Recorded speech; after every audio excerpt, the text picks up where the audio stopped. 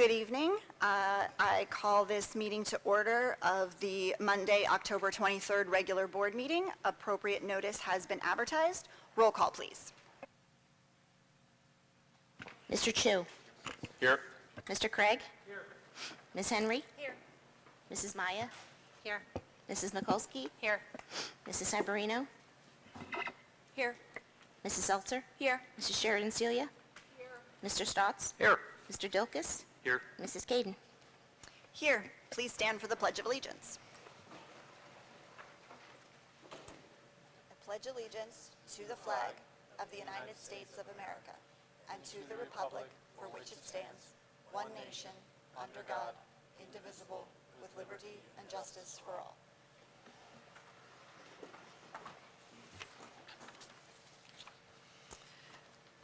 We had been in executive session, but did you get all of the notes for us? So we're all good? Okay.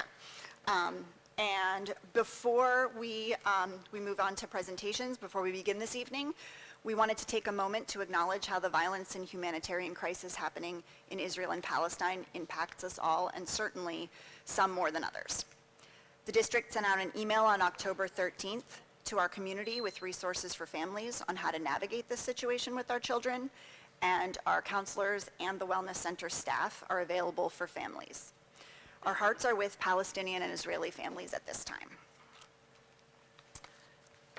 With that, we are going to move on to section 3, our presentations. Our first one is our introduction for our 2023-24 student board reps. Ms. Coleman, are you doing the honors? I am. I don't see a microphone. Uh-oh. Do we have? There it is. Okay. So I think you two get to come up front and center. Stand out here and shine.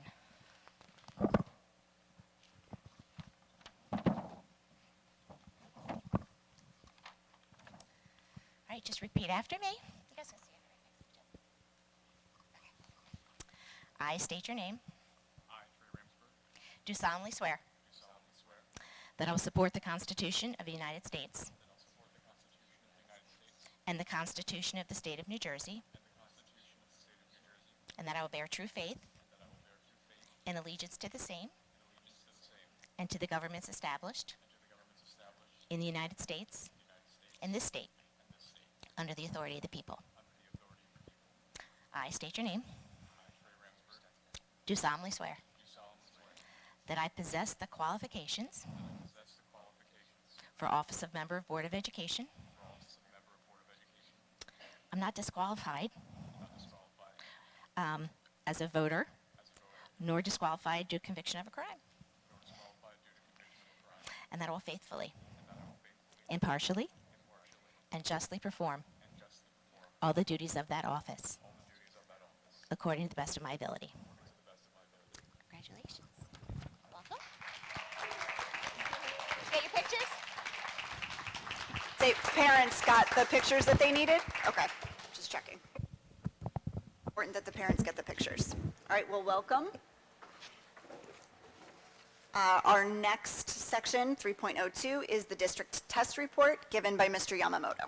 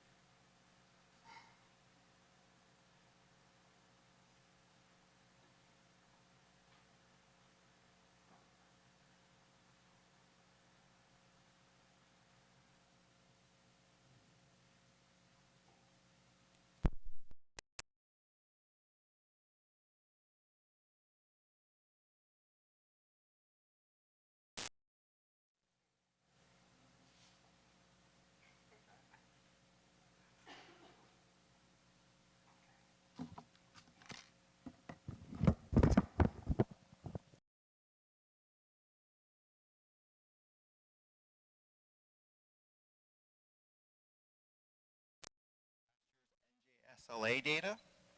Right? And last year we had about over 1,300 students testing. Okay?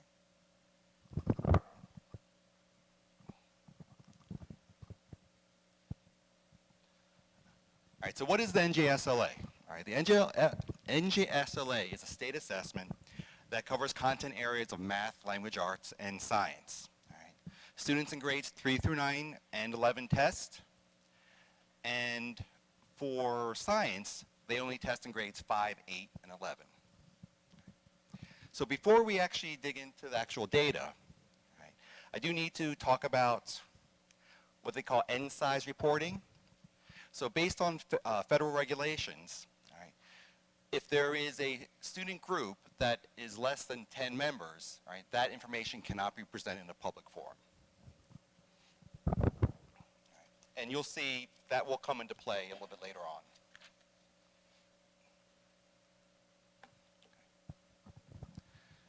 So in science, all right, there are 4 performance levels, and we want to see our students in levels 3 and 4. So basically, if a student scores a 200 or more, all right, it's considered, like, for better terms, passing.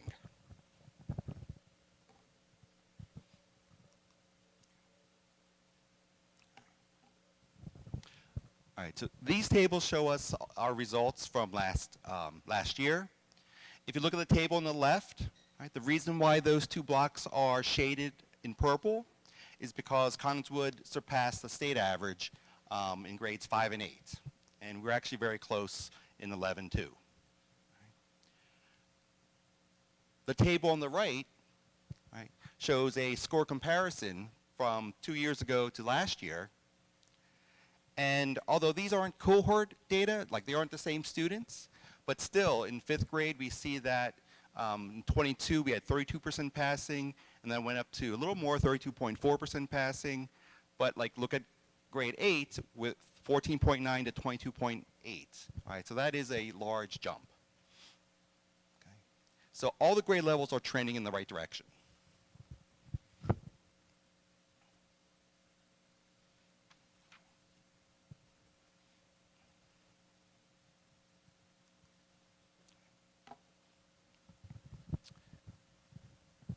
These charts show us the student groups. So what we're looking at is gender, which is the yellow and blue.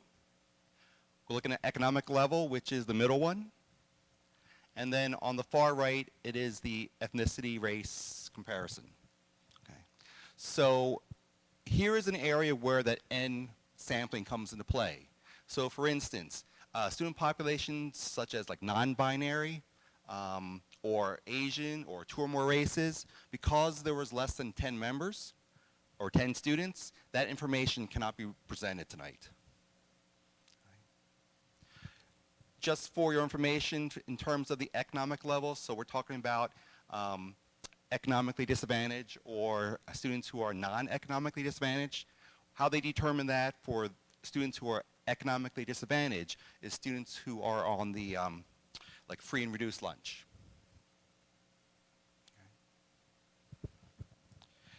All right, so I know it's a little hard to see, so let me just kind of go over some numbers for you. So again, the one on the left shows gender, and the yellow bar for 5th grade, all right, it has a passing proficiency of 28%. Males in 5th grade had 36%. In 8th grade, it was about 1 out of 5. Males were about 23%, so that's almost 1 out of 4. And in 11th grade, we had females were about 1 out of 5, and males were at 34%. So one more area, I guess, to point out just so that you're aware. We did have in the ethnicity and race comparison, we do see that, that's small, like Hispanic for 5th grade had 5 or 6%, but our Black and African American population actually had 0%. Okay. Same with 8th grade. Okay. So there is work to be done. All right? That is what I, from these tables, I would say, but we do have built into our, especially our elementary levels. We have the MTSS coaches, we have the learning acceleration specialists, and they work with students who are struggling. We also are working on equity. So we have an equity council at the secondary level, and that really is, but that is the focus for really our entire district.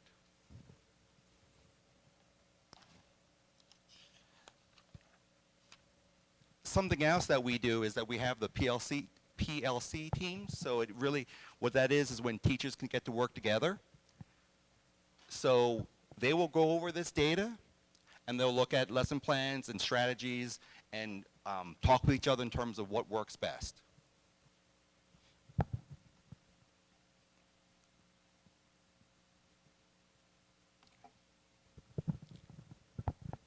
So for language arts and math, they actually have 5 performance levels. And where we want to see our kids is in levels 4 and 5, where it's met expectations and exceed expectations.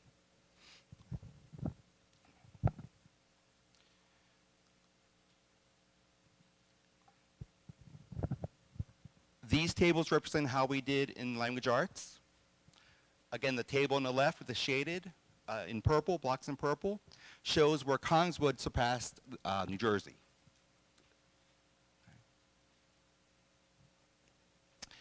If you look at the table on the right, the reason why we have a couple blocks that are shaded the same color is because those are the cohorts. In other words, grade 3 2 years ago is grade 4 last year. And if we look at those numbers, we see that those cohorts are improving. So we're showing growth. And again, we're trending really in the right direction.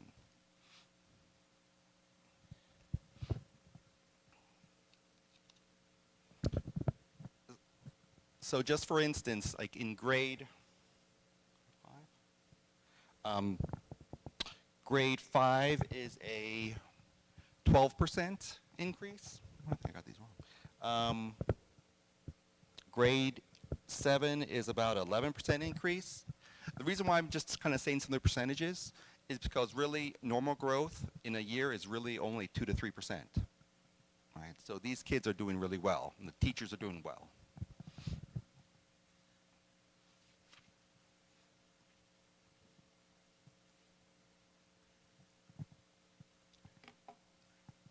Right, these tables show us the math results. Again, we see in grades 3 through 6 where Collingswood surpassed the state average. And again, we also see where our cohorts are doing better from 2 years ago to last year. Right.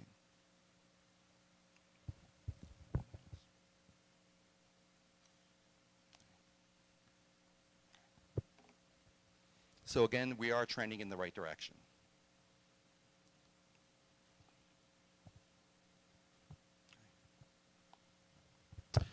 These next set of charts are the student groups. This one shows gender for language arts and math. So I'm not sure if you can read it from back from where you're sitting, but for instance, the district's average proficiency for language arts for female students is 71%, males is 60%. In math, we have the female students' proficiency rate at 37%, and male students at 45%.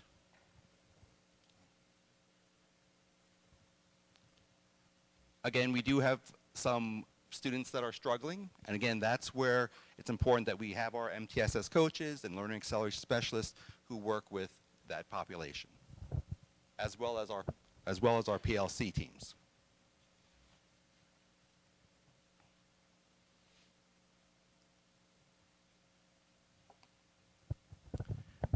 These two charts show us students in terms of the economic level.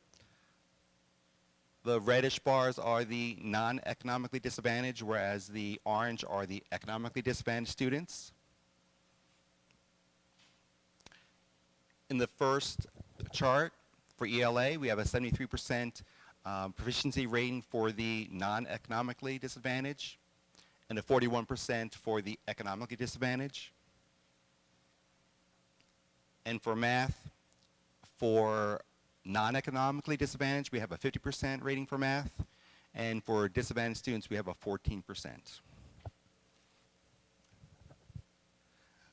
So also to point out, for students that are economically disadvantaged, we do have some schools that are Title I funded, so those resources, those extra resources go to these students to support their learning.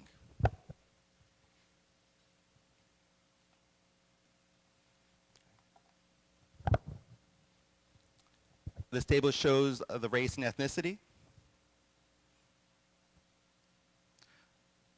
So in language arts, Hispanic students had a 51% proficiency average. Black students had a 30%. And white students were at 75%. For math, all right, the district average proficiency rates for Hispanic students is 22%. Black students were 7%, and white students were at 51%.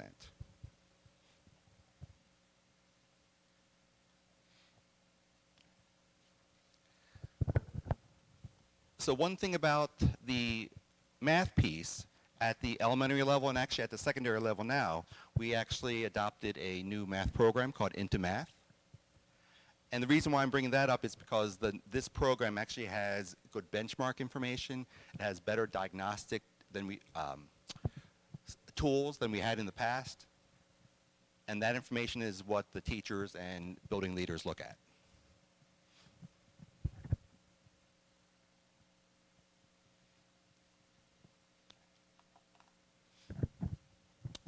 And finally, these two tables show us students with or without IEPs. Again, the one on the left is for ELA. The district average proficiency rate for students with an IEP is 26%. Students that did not have any IEP is 72%. In math, the average proficiency rate for students with an IEP is 17%, and no IEP was 44%. So one comment about the NGSLA test is that it is a on-grade level test. So for students who have an IEP, most of them are at least 2 grade levels below, or many of them are. Okay.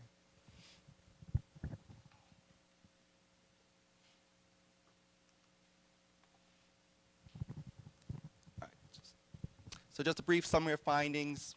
A lot of this is more of a recap, but we did have our mini grade levels that were past the state average or surpassed it. We did see some growth in language art. We saw a lot of growth in language arts and math.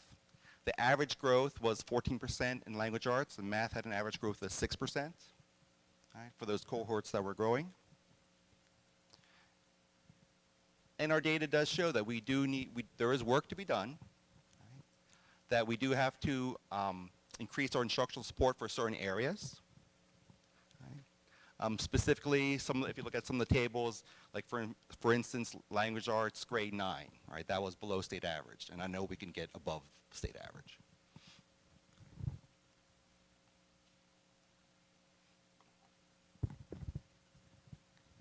In terms of some learning acceleration strategies, all right, we continue to use the research-based visible learning strategies.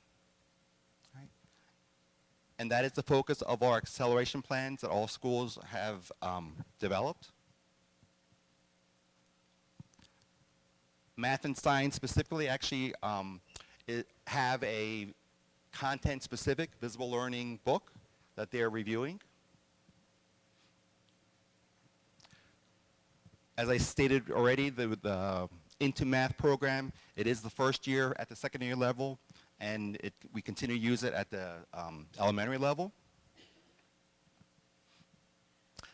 The secondary campus has a wellness center which focuses on mental health support, and that helps provide interventions for students that need also academic assistance. We have STEM lab courses at the high school which have been updated to be more of a project-based, hands-on approach. And that occurs both at the high school and middle school.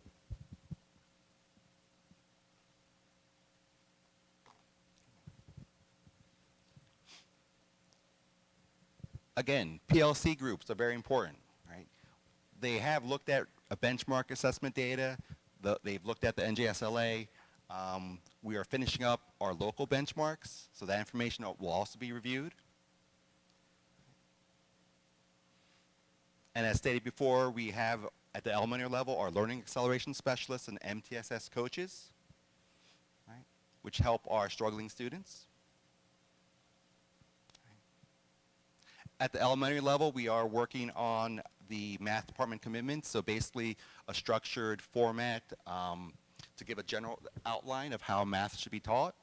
And last year, they already created the literacy commitments. And finally, we are working on the equity mindset. It is a focus of our district, right? And it's something that we highly value.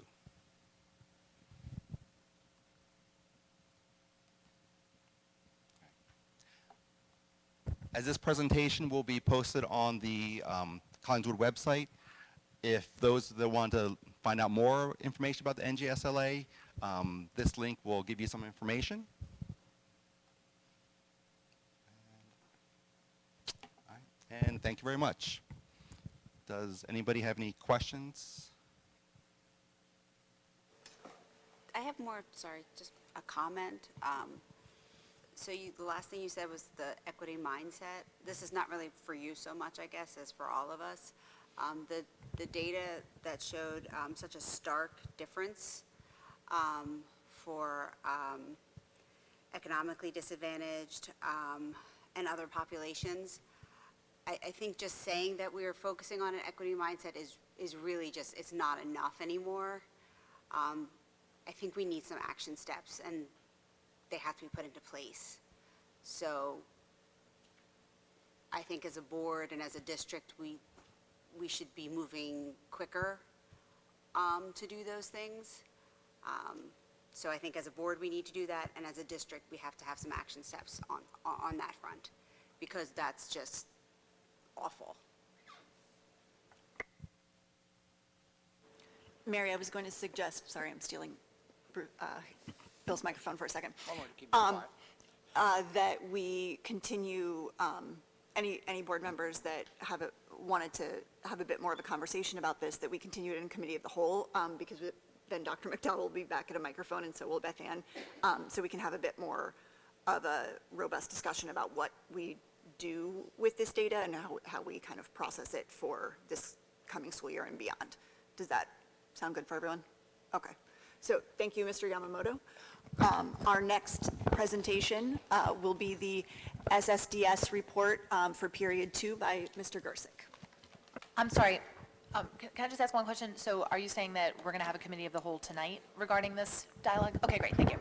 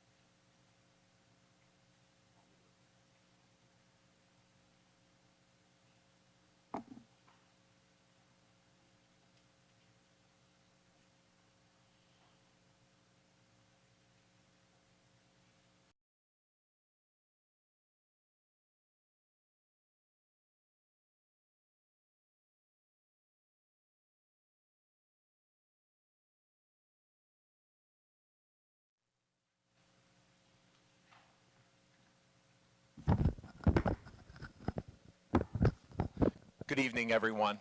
My name is Joe Gersick. I'm a district supervisor here in Collingswood. And this is the SSDS report, which stands for the Student Safety Data Systems, which basically is a summary of our suspensions for the whole district. the middle school, high school, the 5 elementary schools, and the preschool, even though the preschools, it's rare. Sometimes there's issues that come up with them. And tonight I'll be summarizing a summary of our findings. So for harassment, intimidation, and bullying, and this is from January through June of last school year, for the district, we had we had 22 total HIB investigations across the district, and we ended up with 10 confirmed harassment, intimidation, bullying issues for that second half of the year. We're continuing to do trainings constantly. Most of the trainings occur in the fall, where I'm updating people on things like it's 10 days from the time that we hear about the HIB allegation to investigating and coming up with a summary that we give to the superintendent. A lot of things get in the way of that. Student attendance, student stories changing, where we have to go back. In order to do it the right way, it takes time. So we're always pushing to our investigators to make sure that we're in that 10-day window, and we're constantly talking to them about refreshers. We talked about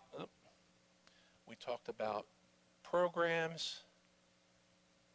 At the elementary school, a couple years ago, we instituted a SEL curriculum where our teachers are providing that curriculum throughout the school year. We have for our 5th grade students in all the elementary schools the law enforcement against drugs, where we have a police officer comes into the 5th grade classrooms. It's 10 lessons for 45 minutes talking about the importance of staying away from drugs. And then there's read-alouds throughout the elementary level, thank you, Windsor, that deal with HIB themes. And at the secondary level, we have our student voice program, our social justice club, and our kindness club, which is always focusing on improving student relations and having everyone get along with others. So as a total for the second half of last year, there was a total report of 95 instances, which the state asked us to break it down between violence, vandalism, weapons, substances, and confirmed HIBs, with a total number of incidents leading to removal/suspension as 156. And new for this past school year, the state has asked all school districts to provide a summary of restraints that we're giving to our students. We've had a total of 8 physical restraints, and I'll talk.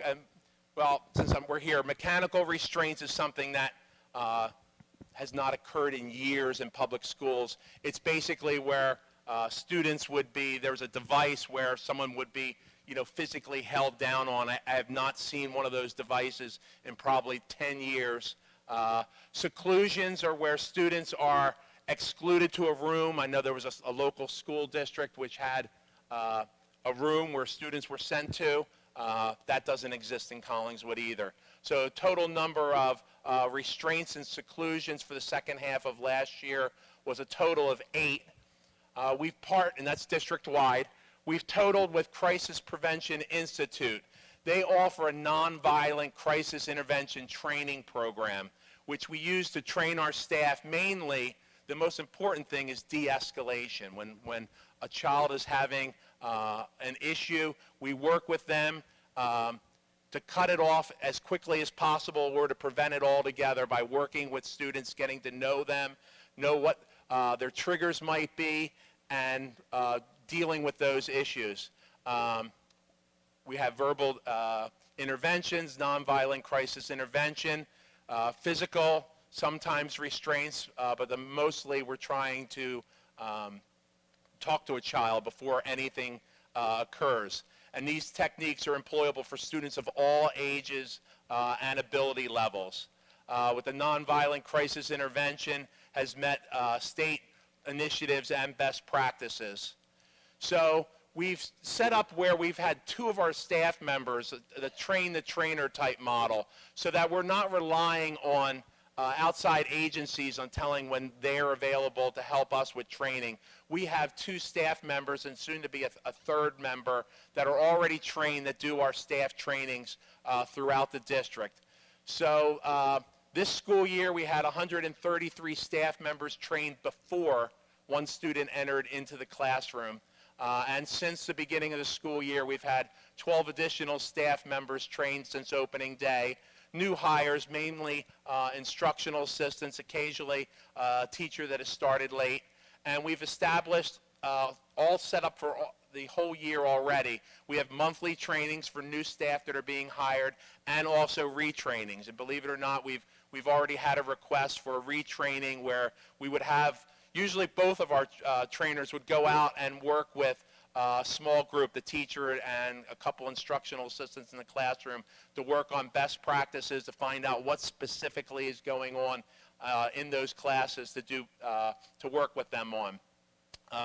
For each occurrence, the administrator and the teacher, they document the incident of a restraint and notify the parents. Also, that child, every time there's an issue during those 8 times, the school nurse checks the student and also documents the occurrence to make sure that our numbers are matching up. This year, I reached out with Ms. Bolden, and we're both training each other's staff members whenever needed. And the November 8th, Oakland will be providing the training, and our staff members will be attending that training. And the training is good for 1 year. We don't need that, Windsor. That's just my notes if I need it. And that's the website for Crisis Prevention Institute. And that's my presentation. Are there any questions? I have one question. Sure. The restraints, the total of restraints, is that including all the schools? All the schools. 8 total for the preschool up through the high school for the second half of last school year. I have a question. If we could maybe scroll back up, I had a question about some of the numbers. Sure. Under number 2, reported incidents. Yes.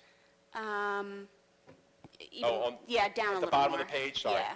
First of all, it says 21-22 school year. Is Oh. that a typo? Oh, that is. I used the same form. Okay. Sorry. That's okay. And then, it says the total number of incidents reported is 95, but the total number of incidents leading to removal is 156. Yes. What's the discrepancy? So what happens is, in the issue of a fight, it's considered one event, but there could be multiple students. So if there's 2 students fighting, same with harassment, intimidation, bullying. If there's 2 bullies, it's 1 incident with 2 offenders. And could you just define what you mean by removal? Can you give us a Removal for most of last year was an out-of-school suspension. This year they did bring back the in-school suspension, which they're using sporadically, but for the most part it was an out-of-school suspension. Can you identify or tell us anything about the weapons? I can.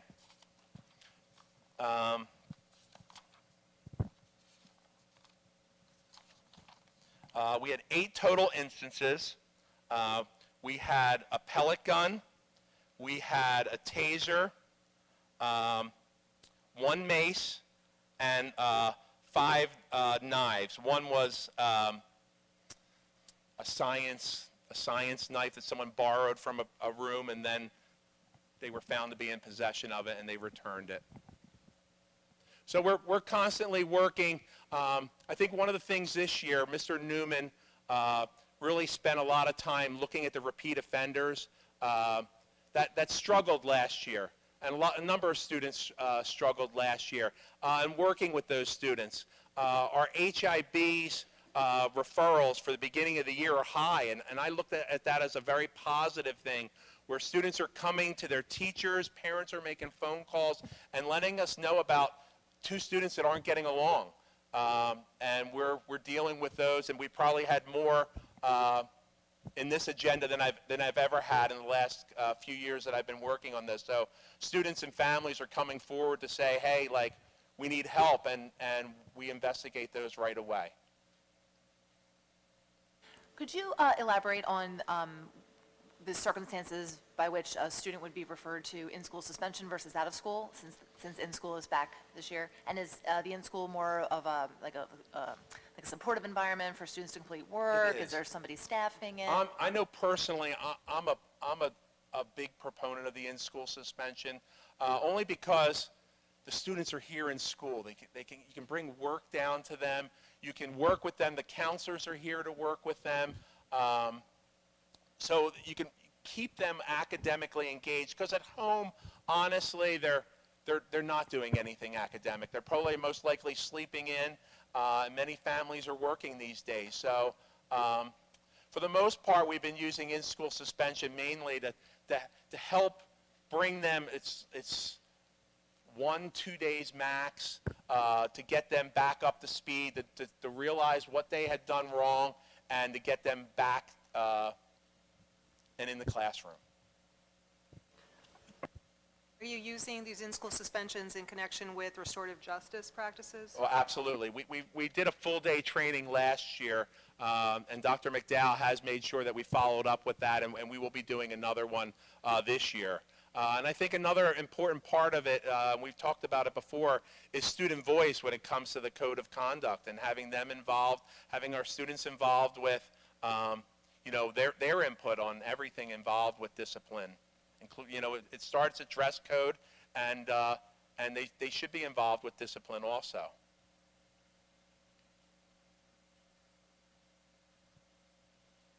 Can you speak a little bit more about what does or does not constitute seclusion? So seclusion, the best way I looked at it is back in the day, there would be rooms where there would be padded walls, where a student would be locked in a room. We're not talking about like held for a couple minutes. We're talking students that are going into, padded rooms with the door locked where they do not want to be there. And unfortunately, there was a district nearby that denied that they had one, and then it came out that they did have one. That does not exist in Collingswood. But we're asked to report it.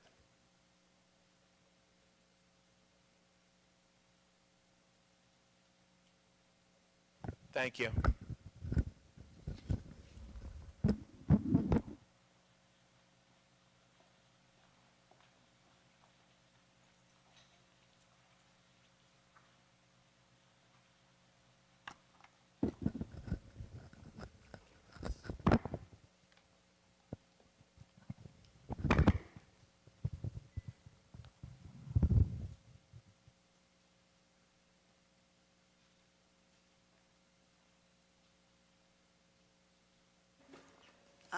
Thank you for the presentations. So that we have the ability to talk, I'm just going to go right into Section 4, Committee of the Whole. Motion to enter Committee of the Whole. So moved. And a second? All in favor? Aye. All right, thanks, everyone. Before we get to some of the topics that we were going to cover, I wanted to take a moment to give some time to discuss the two reports that we just received. So let's just go in order. Let's start with the district test report. Dr. McDowell, could you talk to us a little bit more about, so this report is the timing of it and the information in it is a state requirement that needed to be given to us in public by November 13th. I would imagine, or I would hope, this isn't the last time that data will be talked about or used. Could you talk to us a little bit about what the process is for the administrators, the teachers, everyone to be using this data, how that shows up in the classroom, and then also how we pair that with other assessment data that we get internally as well? Yes. The test report is primarily a compliance activity. At the administrative and at the school level, the data analysis drills down to student level data. And so, and then classrooms, it gets down to the classroom. And so what we're seeing is aggregate data, which is more of a summary to be able to fulfill that requirement. And so what administrators are able to do is they're able to look at every single student within the district, within their program areas, and then to help better discern programmatic structures, levels of support. Teachers are able to look at their specific students' actual data broken down by standard, strategy, and history to make targeted instructional decisions that they then take when they're in their PLCs and really try to drill down and figure out what's the most appropriate level of support for their students. With our district-wide goal is to ensure that all students grow a year and a half every year. And so in order to be able to do that, they are not encumbered by the privacy concerns of a public presentation because they know their students best.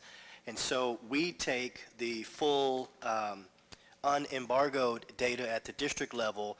We then distribute that to our educators, and then they further break that down all the way to the classroom and then the student by student and then by standard level in order to make daily instructional decisions in the classroom. And so what this data allows us to do holistically is it allows us to make better informed decisions in terms of what programs, where additional resources are needed. And so in an equitable system, the purpose is to use the data to make sure that all students get what they need in order to meet the standard. And so we never want to get into a situation where we're comparing students to students. It really is where does each individual student lie with where the standard is, and then how do we most appropriately get each and every student to meet or exceed said standard. And so that happens pretty organically at the department level. But it happens most effectively in PLCs when teachers have the opportunity to come together, talk about best practice, review their data, and really kind of drill down and figure out what's most appropriate for the students that are within their classrooms. So I started us off, but if there are other board members that had follow-up questions or wanted to ask more, this is the opportunity to do that. I have two questions related to that data. Can you elaborate on the Wellness Center having targeted intervention to help students with academic assistance is part of that? And the second question is, what are the secondary equity councils? Can you elaborate on that also? So the first part of that is embedded within our Wellness Center grant. It includes social, emotional, mental health, and academic support. And so through our Wellness Center grant, we have SEL coach, which helps to support what are some of those social emotional components that are serving as barriers to students participating fully in the academic program.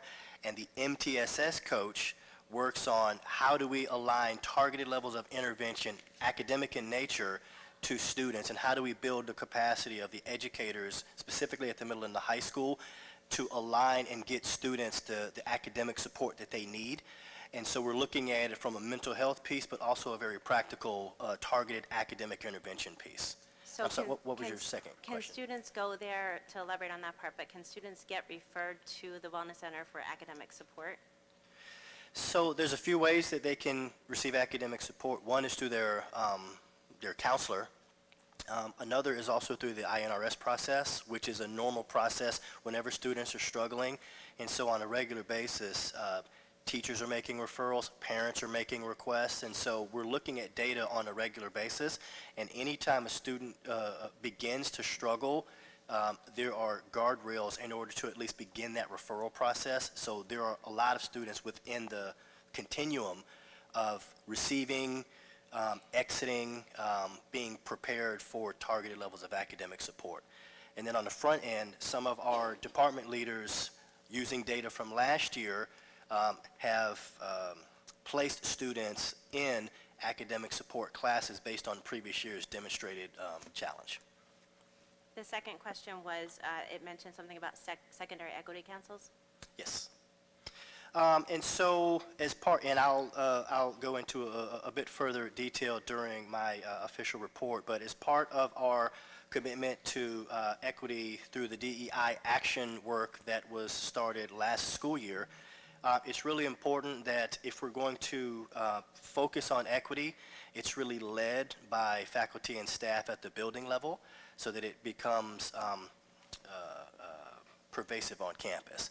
And so the equity councils, we're starting at the secondary level because that's where 50% of our students are. And so we have middle school and high school faculty that are leading that effort. They're working directly with some of our partners in order to receive additional leadership training, and they will be the equity leaders on their campus. And holistically, all of our middle and our high school faculty will have the opportunity to engage individually in a learning management system facilitated and supported by some of those equity leaders. And so we're looking at how do we build our capacity to support students more effectively through that lens of equity, but we're doing it through leaders on campus rather than top-down. And is the support for that coming from Dr. Zion and her work at Rowan, correct? I don't remember I know she changed her name. Yes, A to Z Equity Consulting, sponsored through the Peer Lab at Rowan University. So you're saying when it comes to the equity councils, that these are groups of teachers who are working collaboratively with Rowan, and then what is the connection between their work and students who are struggling academically? And so equity, the lens of equity is how do we ensure that we're applying resources and support to the area of greatest need. And so by building our collective capacity around this equity work, it just helps us be more discerning when it comes to the disaggregation of data, how we're grouping students together, targeted strategies of support, family and community engagement, and then really being able to have better conversations with students and being able to understand or see signs of struggle due to having more cohesive relationships. And so it's really about relationships. It's really about knowing who our students are, what they bring to the table, the strengths, the challenges, the concerns, and then having a lens for providing targeted support to each and every student, no matter where they are within that academic continuum. Sure, absolutely. I was just looking at some of the data with some of the test scores specifically targeting certain racial populations. So when you're talking about the academic supports, can you be more specific about the actual supports that are being offered to some of these students? Like you said, maybe enrollment in different classes, but considering that the year has already started, would they be referred to maybe a semester support course in the next semester? Is there homework tutoring? Can you just be more specific about some of those supports for those students? So it's a few different things, and so every campus is going to take a little bit of a different approach. And so I know that in some of our elementary schools, they're doing targeted homework club for students that have been identified as in need of additional assistance. At one of our schools, we partnered with an outside agency for high dosage tutoring, specifically for grades 3 and grade 4 students that fell below expectations. And so they're receiving high dosage 4 days a week, whereas homework help is one to 2 days a week with a much smaller population. We're also, What does high dosage tutoring mean? they're getting 45 to 60 minutes at a time, 4 days a week. Sorry. At the secondary level, we have looked at a STEM support class, which is more of a project-based learning class specifically for students that are struggling in math. And so we learned a lot last year about structure and format, and what we found was that students that participated in that additional STEM support class actually performed better than struggling students who did not participate in that class. And so our teachers, they went back, they updated their curriculum, they revised their instructional strategy, and then we drilled down even further to identify students for this year who were in need of targeted academic support in math. And so those students are now in that class. And so I think one of the things that's really important to acknowledge is that NJSLA is a snapshot in time. It does not speak to current level of growth. It's where were our students 6 months ago. And so our continued focus is how do we move students forward every day, and how do we make better decisions when the data does come in. And so a more accurate reflection of what's happening today are going to be the benchmark assessments and the growth measure assessments that are taking place right now, which is a more current reflection of where students are and what they need. And what happens is we use all of that data and all of that information in our PLC times for teachers to make really informed decisions. Teachers need time in order to get granular. 75 to 80% of the instructional day, our teachers are in front of students. That doesn't leave much time to do things like go to the restroom, go to lunch, get to your next class. And so in order for us to be able to give teachers protected time to analyze data, to work with their colleagues, to revise instruction based on the daily and sometimes hourly changing needs of students, we're leaning very heavily on our PLCs in order to give them some of that time that is required. I hope that answers your question. Okay, thank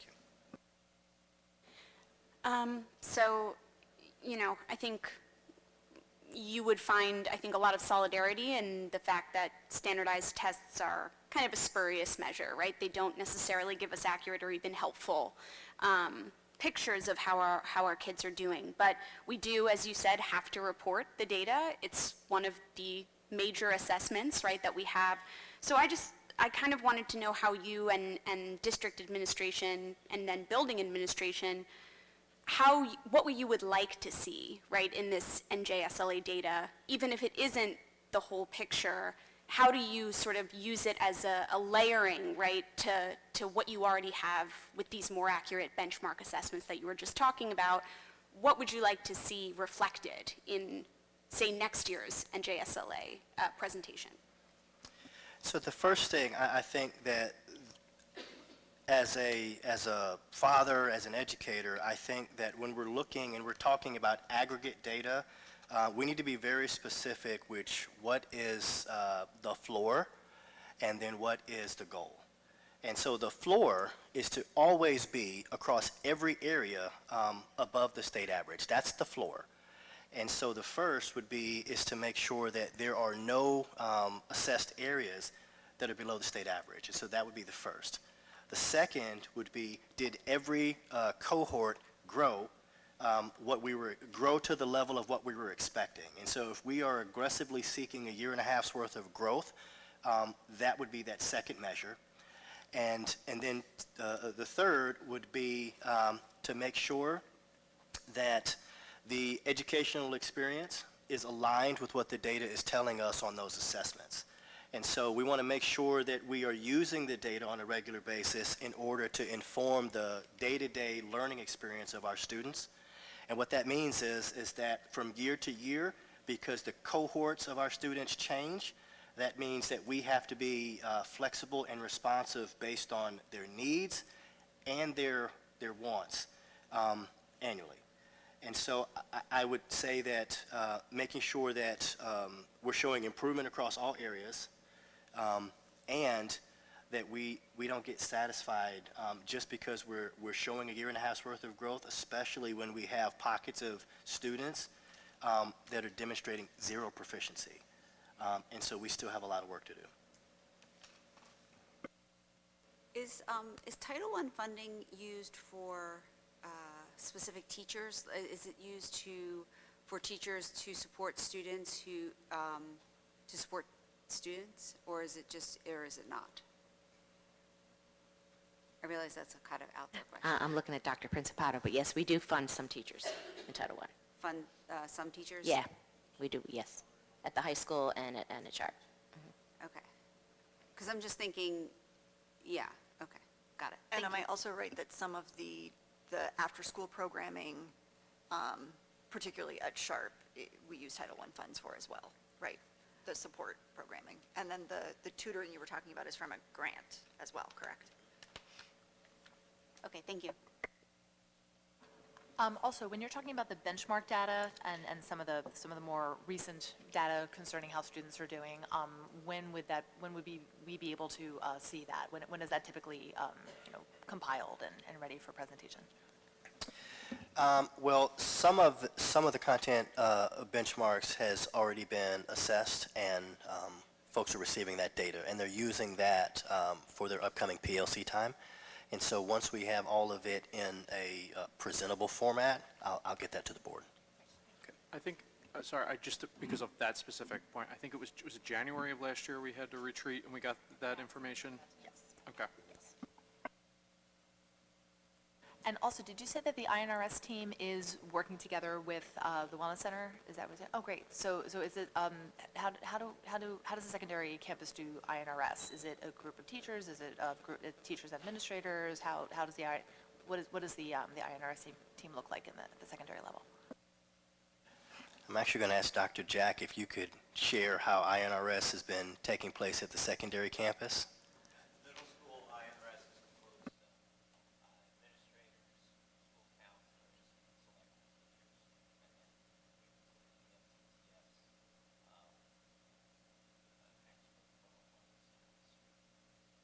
Thank you.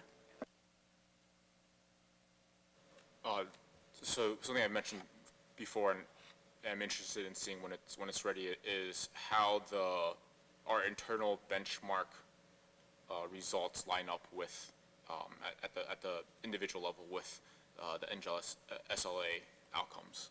I think that would be interesting to see in terms of whether or not we see alignment in our internal benchmarks or not, and if we do or don't, what that means for their use and our, I guess, targeting of instruction.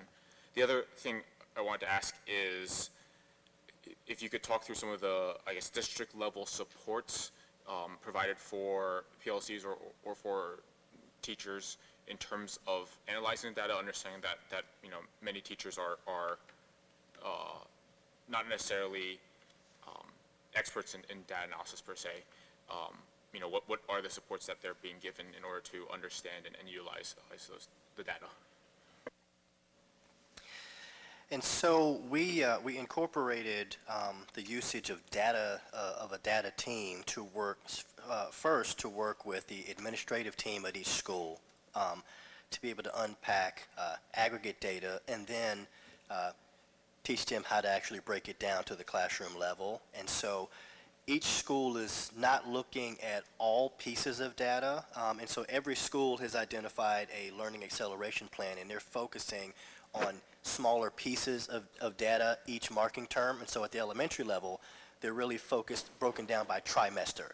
And so it's not that they're looking at everything, they're looking at what are the few things that they're going to focus on between the beginning of the school year and December 8th, whereas at the secondary level, they're looking at it in marking terms, which are quarters, and so which concludes on November 8th, I believe. And so that filters down with the way that we're supporting this is that through the department supervisors, they're working with PLC leaders, and so we have PLC leaders at each grade and content area. Sorry. They're working in partnership with the department supervisors and the data teams in order to synthesize some of the data that they're looking at and then give them the protected time, and then our PLC leaders are facilitating PLC discussion. And so PLC time is really protected time for teachers to look at data, make decisions, and do the things that they believe that they need to do, and then report back what additional needs are to their supervisors, which then we apply the requested support. And so it's a reciprocal, ongoing conversation every single month.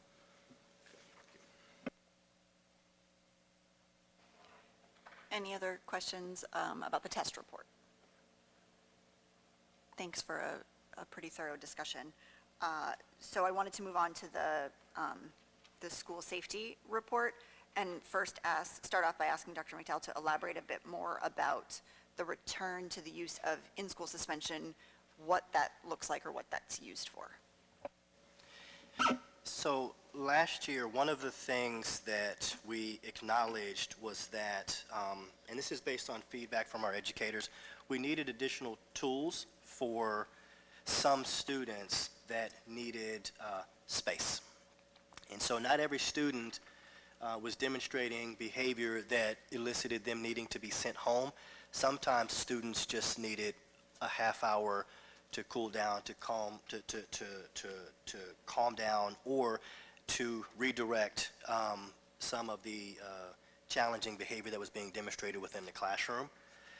Paired with our emphasis on building positive school culture, in addition to the restorative practices work that we did in partnership with the New Jersey State Bar Foundation of moving away from punitive exclusionary discipline practices. And so, with the exception of some of the non-negotiable behaviors like weapons and fighting, we want to keep kids in school to the highest degree possible. And so what the in-school option allows us to do is to maintain a continuum of learning. It's also a safe space, especially with some students that have housing security issues or housing instability. And it also provides an opportunity with the facilitator in that space, who is also trained in restorative approaches, to work with those students throughout that day in order for the students to be able to reconcile and then be welcomed back into the learning space either same day or the next day. And so we're looking at it from a more therapeutic perspective to meet the needs of our students. If they need counseling while they are there, we have the Wellness Center. And so we can do the most good when students are here in the building, and so we're trying to avoid sending students home if at all possible. So there are instances where it's used as a break as opposed to what I would imagine any of us would know as the old school way of thinking of in-school suspension, which is you're sent to a room for a day to sit there and potentially stare at the wall. This is more of a, you could even be there for just a period kind of thing, as well as if it is a full day, it's a full day of working with a teacher and being in school, kind of using some of those restorative practices to get you ready to return to the classroom sort of thing? So every student is on a case-by-case basis, and so the high school administrative team, they did a deep dive and a deep analysis into some of the behaviors that we were experiencing last year, and they worked really hard over the summer to put together a better plan for how to support students. They met with students that had demonstrated habitual behaviors throughout the summer, and in many cases, once they were able to come together in a positive way with the families, we have seen some of those behaviors dramatically decrease. And so what I would say is that on any given day, every student has the right to have a bad day, and so some of the students, if it is appropriate, they will place them in that space. If it's not appropriate, then they identify another measure aligned with the code of conduct. And so they've really focused this year on promoting positive behaviors and then holding young people accountable to those behaviors. And what we're seeing is a pretty dramatic shift in tone and tenor on campus this year, on the secondary campus. Thank you. Is there anything else about the? Sure. Can you, and I apologize if you already said this, what staff members are there to support those students? Is it like a rotating thing? Is it like a duty for teachers, or is it counselors? So we have a full-time classroom assistant that helps to support that work, in addition to serving as a family coordinator. And so this is a tenured Collingswood Public Schools employee. She's been here 27 years. She knows everybody. She's well respected on campus, and has really been leading in some of the changes that we're seeing through relationship building and then staying connected with the families. And so we have a full-time person that's there. When she is not in the building, we get coverage. I think it's great that students know what they're seeing there, and then that they're finding it supportive. So that's good. Thank you. Anybody else? I have a question that likely can't be answered right now, and that's okay. I know that the community had spoken out about desiring some sort of a report or an update about the SLO, and there was, Dr. Mattel, you had said that you didn't know that you could possibly provide that due to confidentiality. So I'm just kind of putting that out there and just saying that that was just a reminder, and knowing that likely there's no answer tonight, but just saying that the community had said that they wanted that. So we had talked about that, and all the board members received the report, but because it's only been 1 month, there's really no way to responsibly disseminate that data to the public, because it's not, which is a good thing, it's not that many incidents, So we decided that for the public, we would do it quarterly, right? Quarterly because that would allow for, the board will get one every month. But the public, we would do it quarterly so that that would allow for the confidentiality piece. Perfect, then there's an answer, look at that. With the suspension reports that are submitted each month, are the in-school suspensions represented on there, or are those only out of school? If it is identified as an in-school suspension opposed to an intervention, it'll be manifested on the report. Okay, so it'll mark in there. Okay. All right. It's a separate list. It's called AIR, A-I-R. It's like a period intervention that most likely wouldn't show up on that report because it's, the point is as an intervention that doesn't result in a suspension, right? Yeah, okay. This is sort of a question both about the HIB reports and Mr. Gersick's presentation. You know, just looking through our monthly report and thinking about some of the topics that came up around what the HIBs were about. Some were related to race, some were related to gender. And so just thinking, you know, since we're also talking about the intersections with equity around all of these topics, you know, how are you envisioning the district approaching these topics with students on a broader basis rather than a kind of student-by-student reactive basis? You're bringing the hard ones tonight, Doc. So I think the best way to kind of sum that up is in the short term, we're having more authentic conversations on each of our campuses.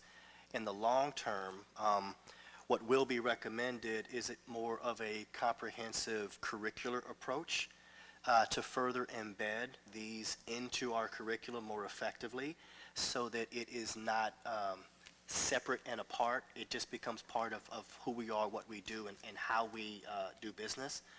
And so coming very soon in the upcoming discussions around future investments would be a comprehensive review with several different lenses so that we can more effectively reach students systemically opposed to on a case-by-case basis.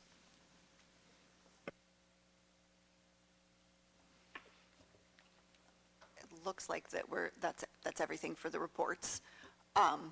Thank you again for the very good questions about both of these reports. This stuff is important for us to do more than just listen to the reports, but actually ask questions and make sure that we're thinking critically about them. I wanted to move us with the remaining time in Committee of the Whole to talk a little bit about budget, because we did have a special meeting that we needed to do before this one because there were time constraints with the application for stabilization aid to the state. But I did ask Ms. Coleman if she would take some time during our Committee of the Whole to talk us through that quite onerous process that we go through to get the stabilization aid. But I guess I'm going to start first, and I'm going to do this from my role as someone who has to ask Ms. Coleman many questions about understanding where we are with budget.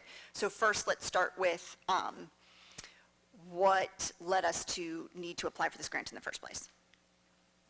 Okay, so thank you to all of you who could come to this special meeting that I posted rather late.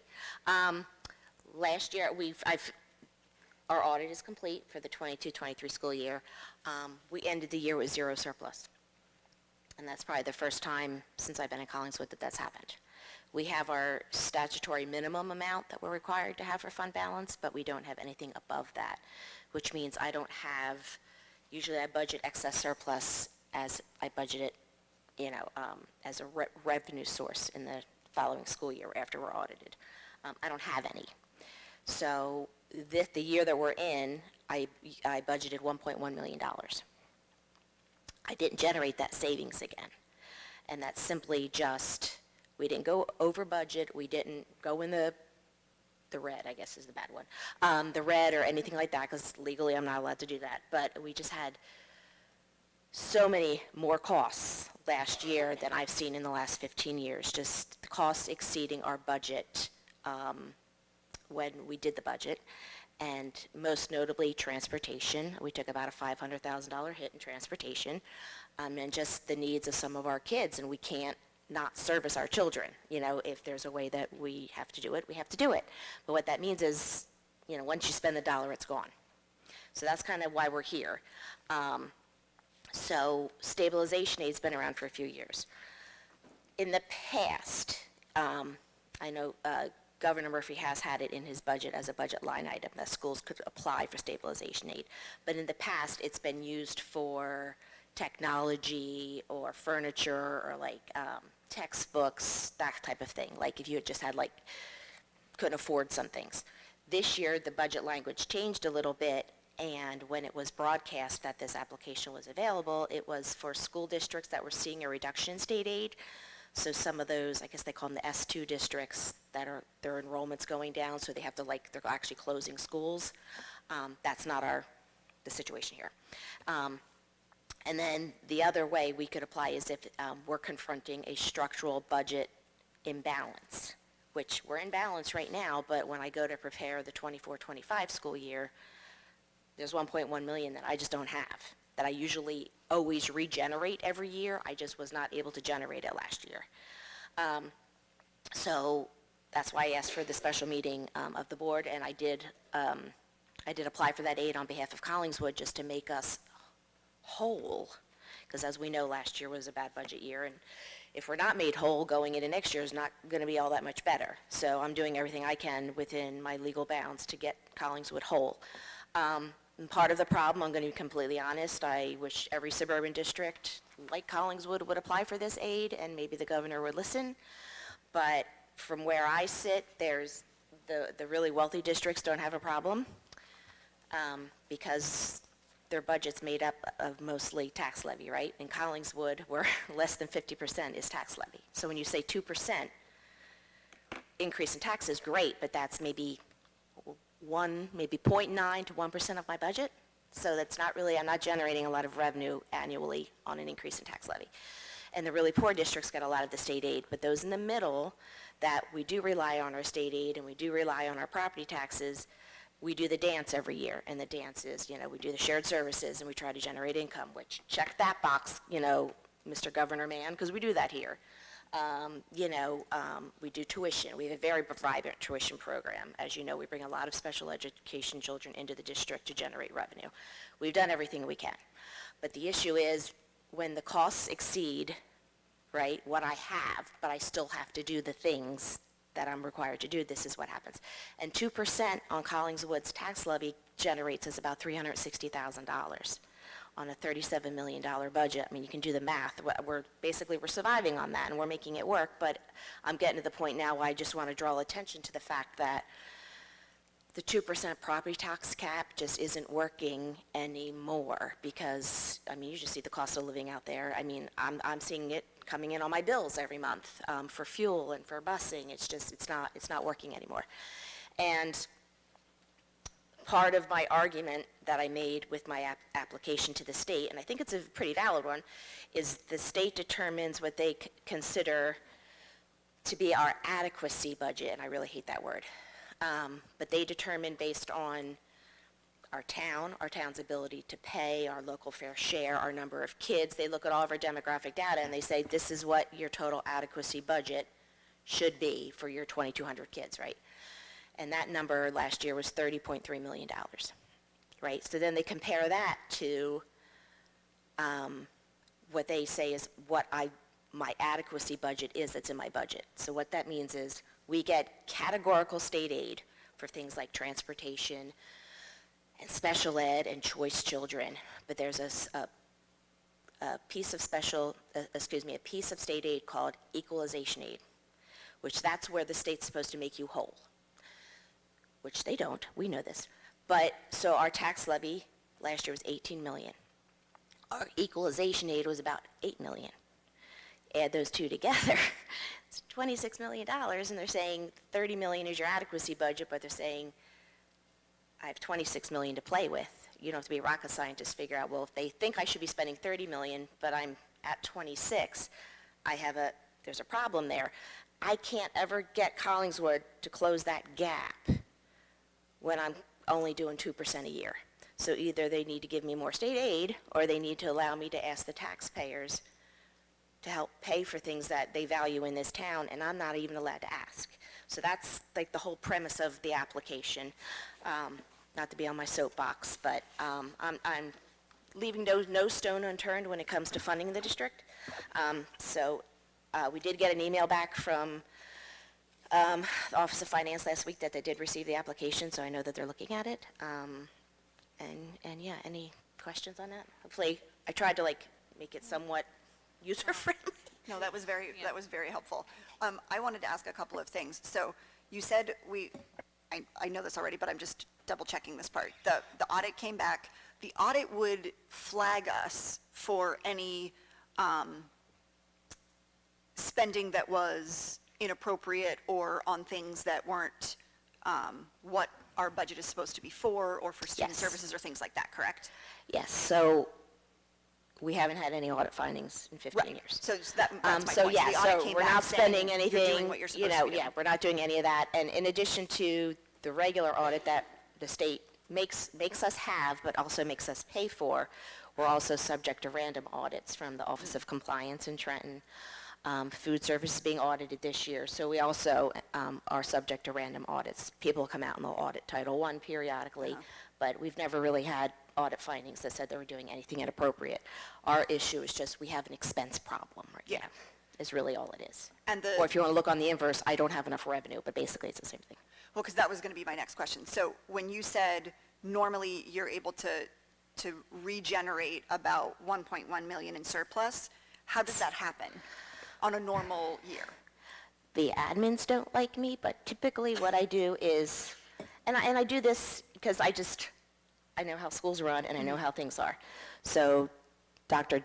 Jack's going to confirm this, but normally around October or November every year, I send them hey, I'm freezing your spending. Shaking his head, yes. Freezing your spending, because you know what? It's November, and if you didn't order your supplies, sorry, that money's mine, because I know that a child's going to move into the district that requires all these services or their special ed, and that kid's not in my budget, and now I know that it just happens every year. Right. And when I do our budget, I have to send a spreadsheet in support of the budget to the county office, and I literally have to outline every out-of-district placement, what their tuition is, what their transportation is, so they don't really allow me to even have a lot of fluff and don't get me wrong, I try in special ed to add 1 or 2 extra kids because I know they're going to show up, but I never get that number right because I never know who's going to show up in September to register their children. And so all of our surplus this past school year went towards student services that were unplanned at the beginning of the budget year. Is that correct? With 100% certainty, $500,000 of it was transportation. Yeah. We just had kids being taken out of homes and, being placed. I had some kids placed in Bergen County. Yeah. And we're responsible for figuring all that out. So, and that's a very sizable cost to the district. Yeah. And so for the stabilization aid piece, do we have a guesstimate? I know we're dealing with the DOE here, but when we might learn whether we get that grant? Based on last year's announcement, I think they announced last January. So I'm hoping Christmas or we come back from January, I have good news. But I looked to see when the New Jersey School Board Association makes that, hey, these school districts, based on that announcement that went out from school boards, I think they announced in January of 23. Okay. So I'm hoping Christmas, maybe January of 24, we'll hear something. So I know I asked a lot of questions. My apologies. Oh, no. Anyone else that wants I to? think it's hard to explain unless you live in my head, but I hope to it's just this gap that the 2% tax we can't fill, and if we were able to do something with that, we wouldn't have this problem. Because back in the day, we could ask for whatever we needed, and the town could say yes or no. And Collingswood would say yes, and what's frustrating is that I can't even ask them. So I'm trying to close that hole as much as I can. I just want to say thank you for always being proactive and looking for funds where we could find them. So thank you. No problem. Then I don't remember the exact number, but I know something that we've been doing really well these past few years in a time when budget has been tight is grant funding. I I know you sent the email out, but numbers don't stay in my head for very long. Do you remember the number that we've got so far that's helping Yes. us to supplement some of the things that we would not be able to be doing without it? So Reagan's trying to steal my thunder from my report. And so one of the, it's really important to acknowledge the collective efforts of our faculty and district staff. And so over the last 2 years, we have worked to increase our capacity to secure additional resources to be able to fill in gaps and then meet new student needs. And so thanks to their efforts, we have been able to secure $6.1 million in local, state, and federal funding in the areas of climate change, safety and security, recreation, career and technical education, social, emotional, and mental health, and the advancement of educational equity, large in part led under the leadership of Dr. Karen Principato, our curriculum team, and then teachers across multiple buildings in this district. And so can we give Dr. Principato just a round of applause, please?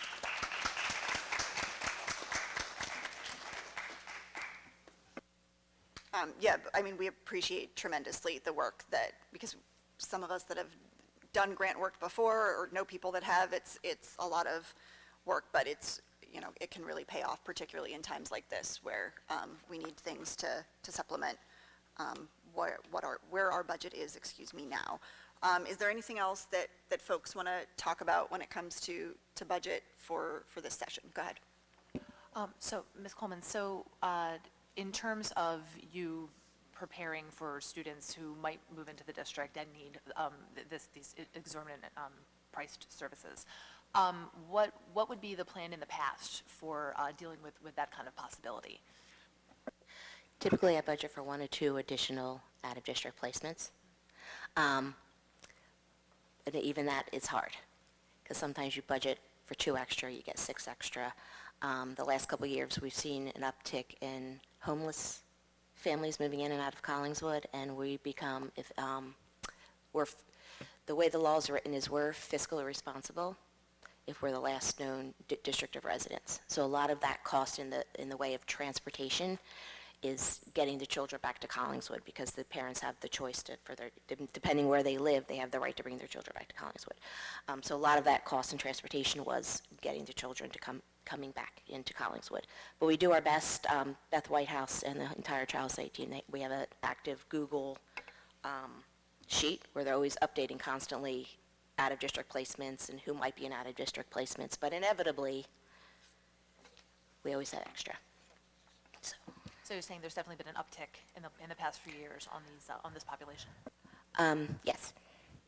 And even the placements themselves are unusual, if I can say that. They're unusual and they're more costly than just your average placement, because we do keep most of our children here in district, because, we do have a vibrant program here.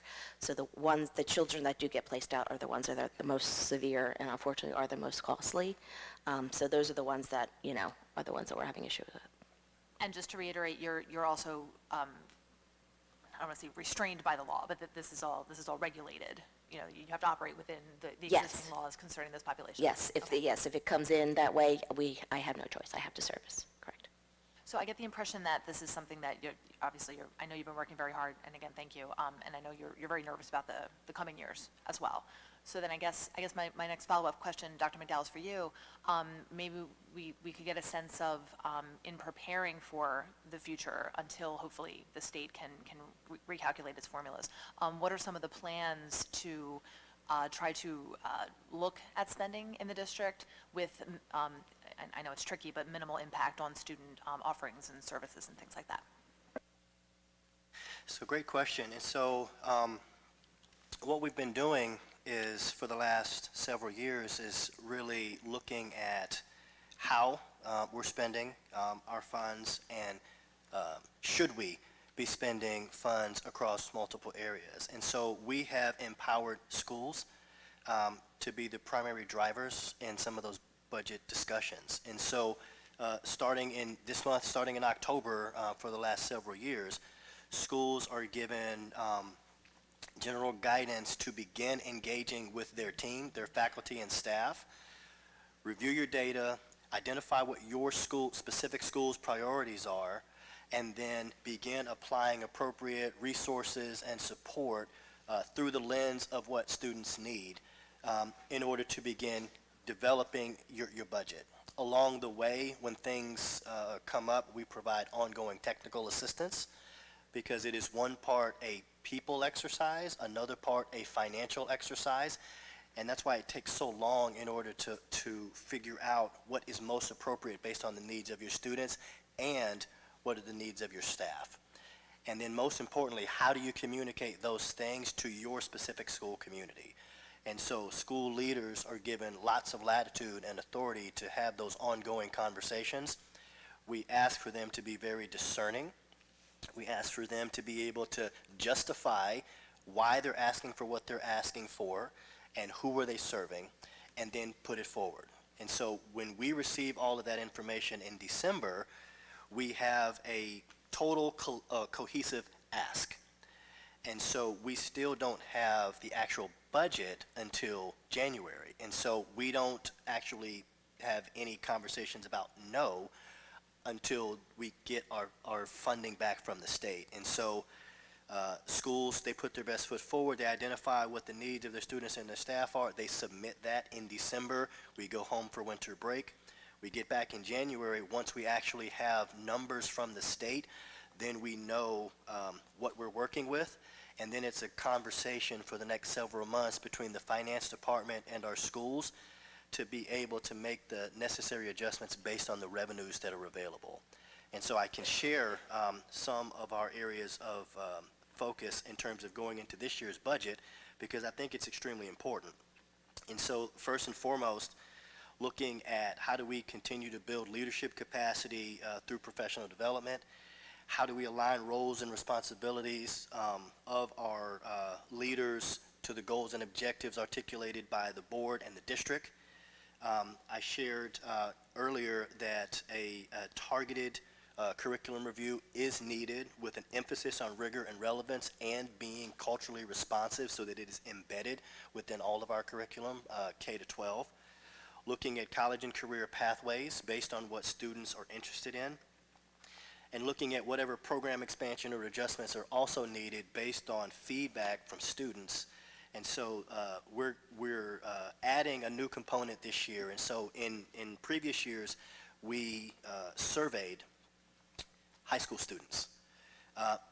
We're going to be surveying middle school and high school students this year because we want student voice to be one of the primary drivers to programs that we develop in terms of to know and gauge where their interests are so that our leaders can develop programs aligned with the expectations that are being articulated by our students. At the school level, we have some pretty aggressive goals in terms of scheduling. Both at elementary, middle, and high school, we will be working to develop new schedules to embed during the school day common planning time for teachers, with a focus on the elimination of non-contractual early dismissals to the highest degree possible moving into September of '24. And then really looking at the flexible use of time in order to expand programmatic offerings. At elementary, we call them specials. At secondary, we call them electives. And so how are we aligning the usage of time with the expectations that our students have about their learning experience?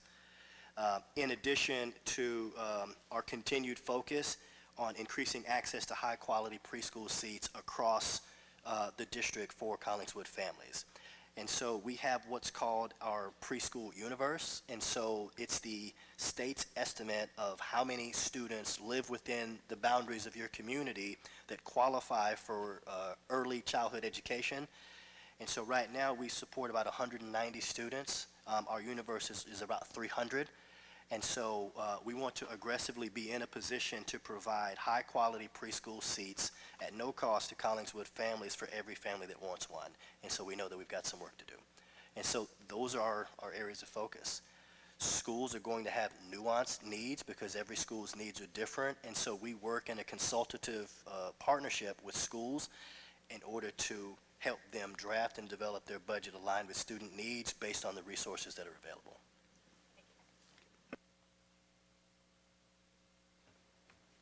Anyone else? Well, thank you to everyone and to Ms. Coleman and Dr. McDowell for getting us answers to all of those questions. This was, I think, a useful discussion. Can I have a motion to exit committee of the whole now? So moved. And a second? Second. All in favor? Moving on to section 5, future dates and miscellaneous information. You can see there's a variety of PTA meetings on the schedule as well as some upcoming holidays. I wanted to note to add to this, one date is Thursday, November 16th will be our next Board of Education roundtable at the Collingswood Library at 6:30 again. Our first one was pretty successful, I think, for our first go-around, and we'll have more details on that and send out communication as we get closer to that date. Section 6 is routine business. Motion to approve the minutes of the September 2023 regular board meeting and the October 5th, 2023 special meeting. So motion to approve said minutes. Second. All in favor? Aye. Okay. We move to section 7, our first opportunity for public comment. The purpose for this public comment section is to discuss items listed on the agenda. Additional, more general comments may be made later in the meeting. The public is reminded that attempts to resolve all concerns and complaints should first go through appropriate staff members and administrators. The intent of public comment is to give the community the opportunity to provide feedback to the board. We will be actively listening and taking notes so that we can take all that is being said into consideration. If appropriate, clarifying comments may be made at the end of the public comment section. For more detailed responses to concerns, communication may go out later in the week by appropriate staff members or administrators or be discussed by the board during future committee meetings. Members of the public are welcome to speak and expected to do so with the utmost sensitivity for everyone in attendance. In fairness to all who wish to speak, there's a strict 3-minute time limit per person during public comment, so please come to the microphone, state your name and address for the record. And Reagan, before we start that, can we just remind everybody that there's a school board election on November 7th? yes, please go vote in general on November 7th.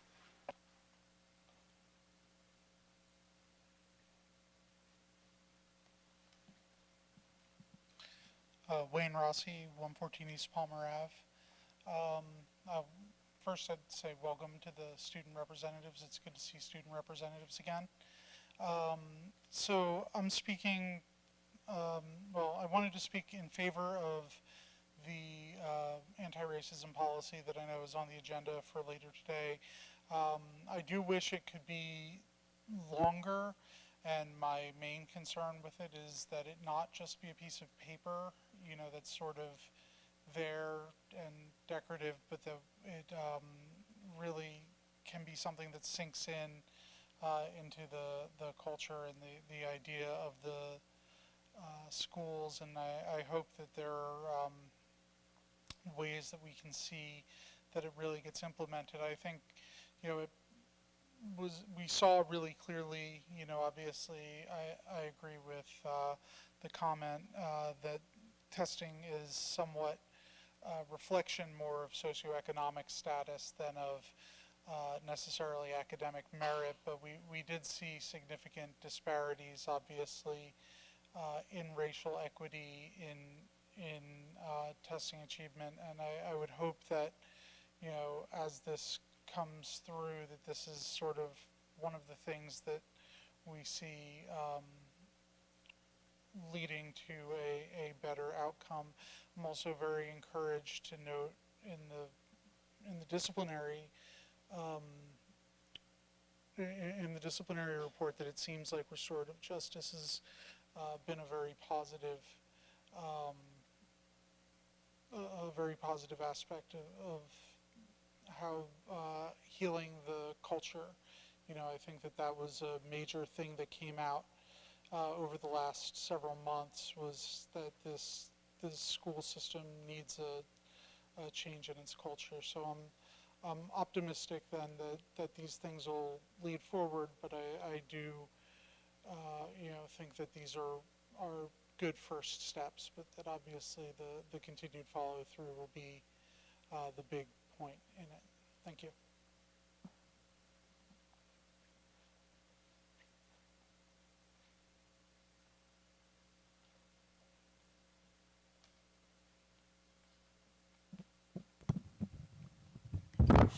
no giant timer. How? Okay, good. I was worried. Okay. Robin Hogan, 247 Wyoming Avenue, Audubon. I'm the CEA president. Good evening. As president, I'm here to provide an update regarding the State of the Union. The members of the CEA are optimistic that they can continue to serve the students with passion and dedication that all students deserve. But we are concerned that students will be limited in the variety of educational opportunities available to them with the elimination of staff and programs due to the 23-24 budget cuts. So we ask, who is collecting information regarding these impacts? Who's studying the effect of the current budget cuts on the student experience? The CEA would like to know if central administration and the members of the board have asked for a list of classes that are no longer offered, or have done a comparison of past and current class sizes. When classes are cut, but no new additions are made, logic dictates that other classes are going to become larger. What are these increases? What are the impacts on student learning, and what is the impact on teacher working conditions? Since time is short, I'm going to highlight just a few of our concerns. We're concerned about world language instruction. World language for 8th grade has been eliminated, so 8th graders no longer have the opportunity to enrich their educational experience by taking level 1 language. In addition, in the near future, level 5 and AP world language will be lost unless changes are made. We're concerned about science and math instruction. High school math alone has lost 2 teachers. There's a loss of honors calculus, and there are fewer inclusion classes now. Science at the high school is down 1 teacher, and the middle school is down 1 math teacher. We are concerned about English language arts instruction, where there is a loss of 1 teacher. Art instruction has suffered a loss of 1 teacher. And music instruction, as everyone knows, has had the loss of 1 teacher. And the implications of this are district-wide. Middle school orchestra has 1 less orchestra class at that level. Last year there was 6th grade, and then there was 7th and 8th grade orchestra instruction. This year we've put everybody together, 6th, 7th, and 8th grade. Tatum Elementary music program has been impacted. You should ask Mr. Goldberg about his small group lesson instruction that has 18 students in it. And high school concert band is offered, but it's for 1 period a day only during 7th period. As highlighted in the retrospect and mentioned tonight, Collingswood has applied for additional funding, which means understanding the effects of these budget cuts is vital. 25 budget is facing a similar shortfall. Where will the board find money to cut? Will it be elementary? What can we learn from this current experience to help Collingswood continue to develop high-quality educational experiences despite obstacles? One that's not only rigorous, but also rich, diverse, and equitable. What lessons can we learn that will help Collingswood retain teachers?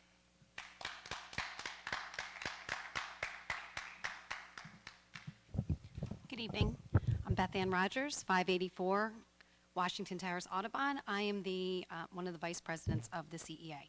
I just wanted to share some good news and some things going on within the schools. So since we've last met, we had back to school attendance at Tatum. We had 25 teachers come out and 164 families. At Newby, we had 17 teachers and 76 families. At CMS, we had 40 teachers attend with 250 families. At Zane North, we had 17 teachers come out and 92 families. At Sharp, we had 14 teachers with 89 families. The CEA also sponsored the townwide, or helped sponsor the townwide haunted hayride with many staff and students that took part to make that a successful event. Another few shout outs. In less than 2 full months of school, Collingswood Middle School clubs are well underway. A very special shout out for the amazing staff members working on volunteer time that make up these clubs and make them happen. A thank you to Elaine Gizzo, Matt Twardziak, Taylor Slade, Kim Madden, Arden Eastner, Tim Sarabian, Aaron Daly, Chad Myers, and Sarah Whitman.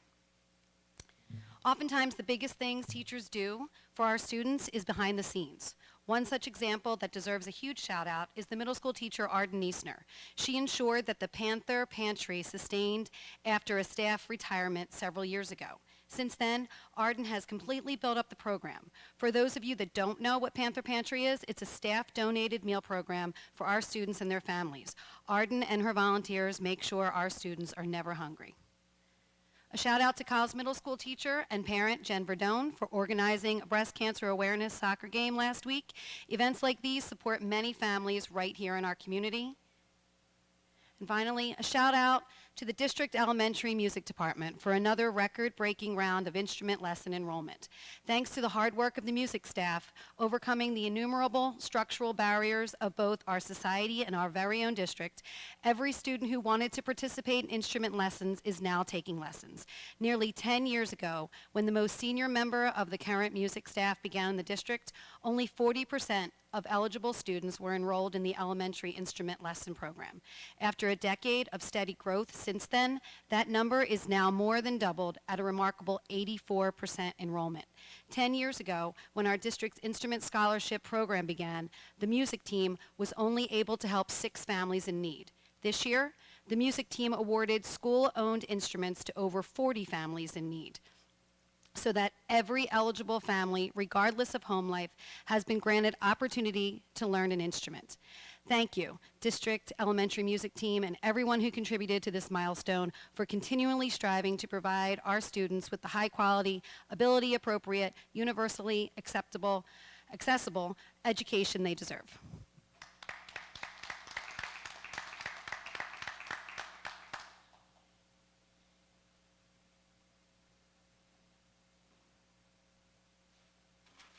So seeing no one else get up, I just wanted to say, Ms. Hogan, I know that you meet with the district on a regular basis, but we'd actually really appreciate it because that was a lot to write down. If you wouldn't mind sending your remarks to the board for us to see those questions too. Thank you very much. Okay, with that being said, we move on to section 8, the superintendent's report. Dr. McDowell. So attached for you sections 8, 01, 02, 3, and 4 are the enrollment, which is September of 2022, 2295, September of 2023, 2260. The school safety drill report, suspension report, and anti-bullying report are attached. And I just have a few topics that we wanted to share this evening. Our board president started the meeting with the acknowledgement of the global conflict taking place in Israel.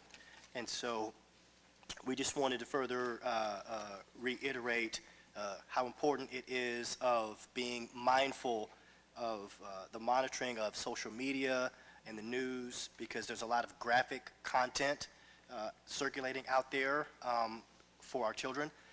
And so we want to make sure that they are protected to the highest degree possible from some of that daily exposure to these traumatic events.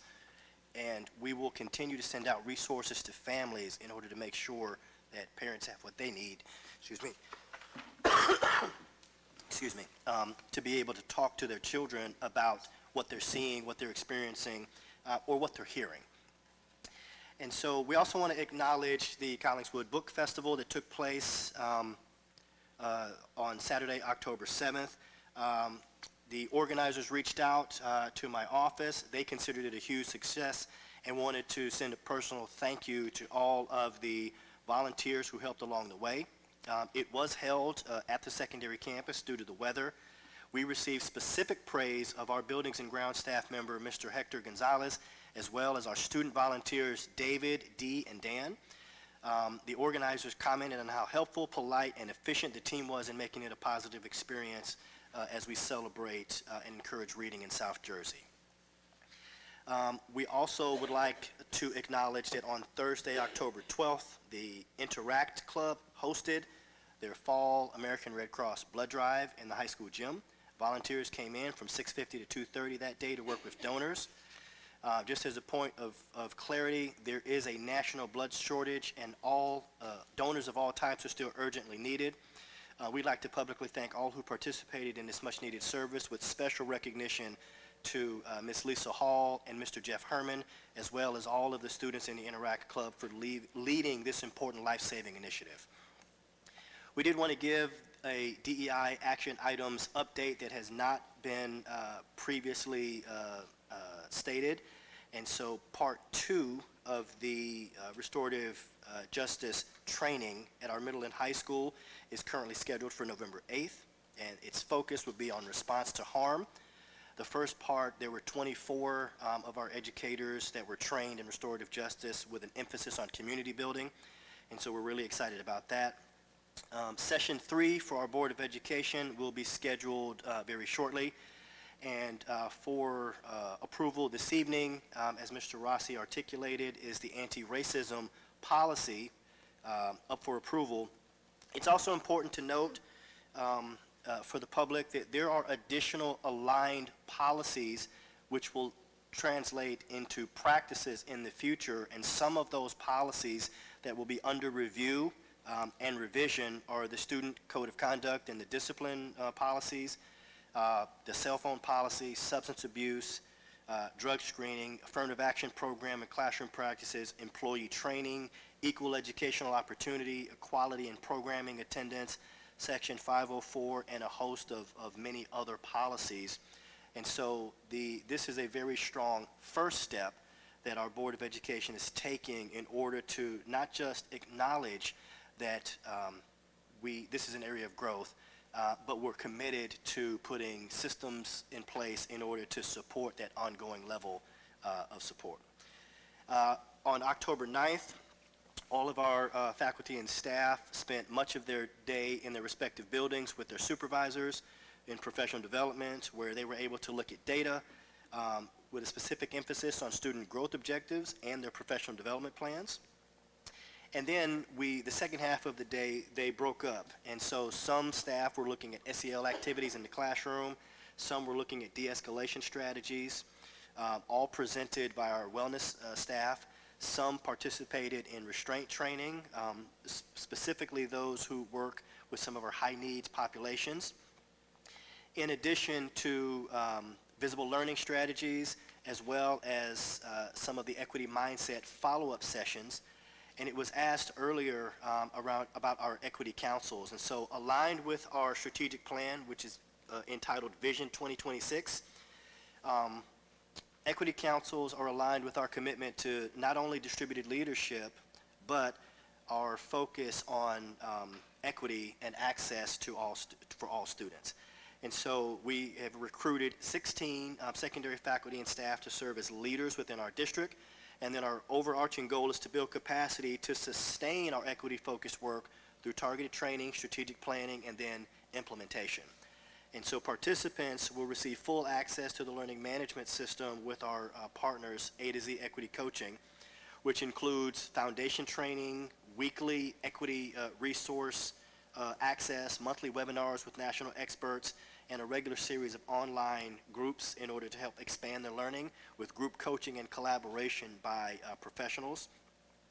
In addition to having additional training with our professionals in the areas of leadership.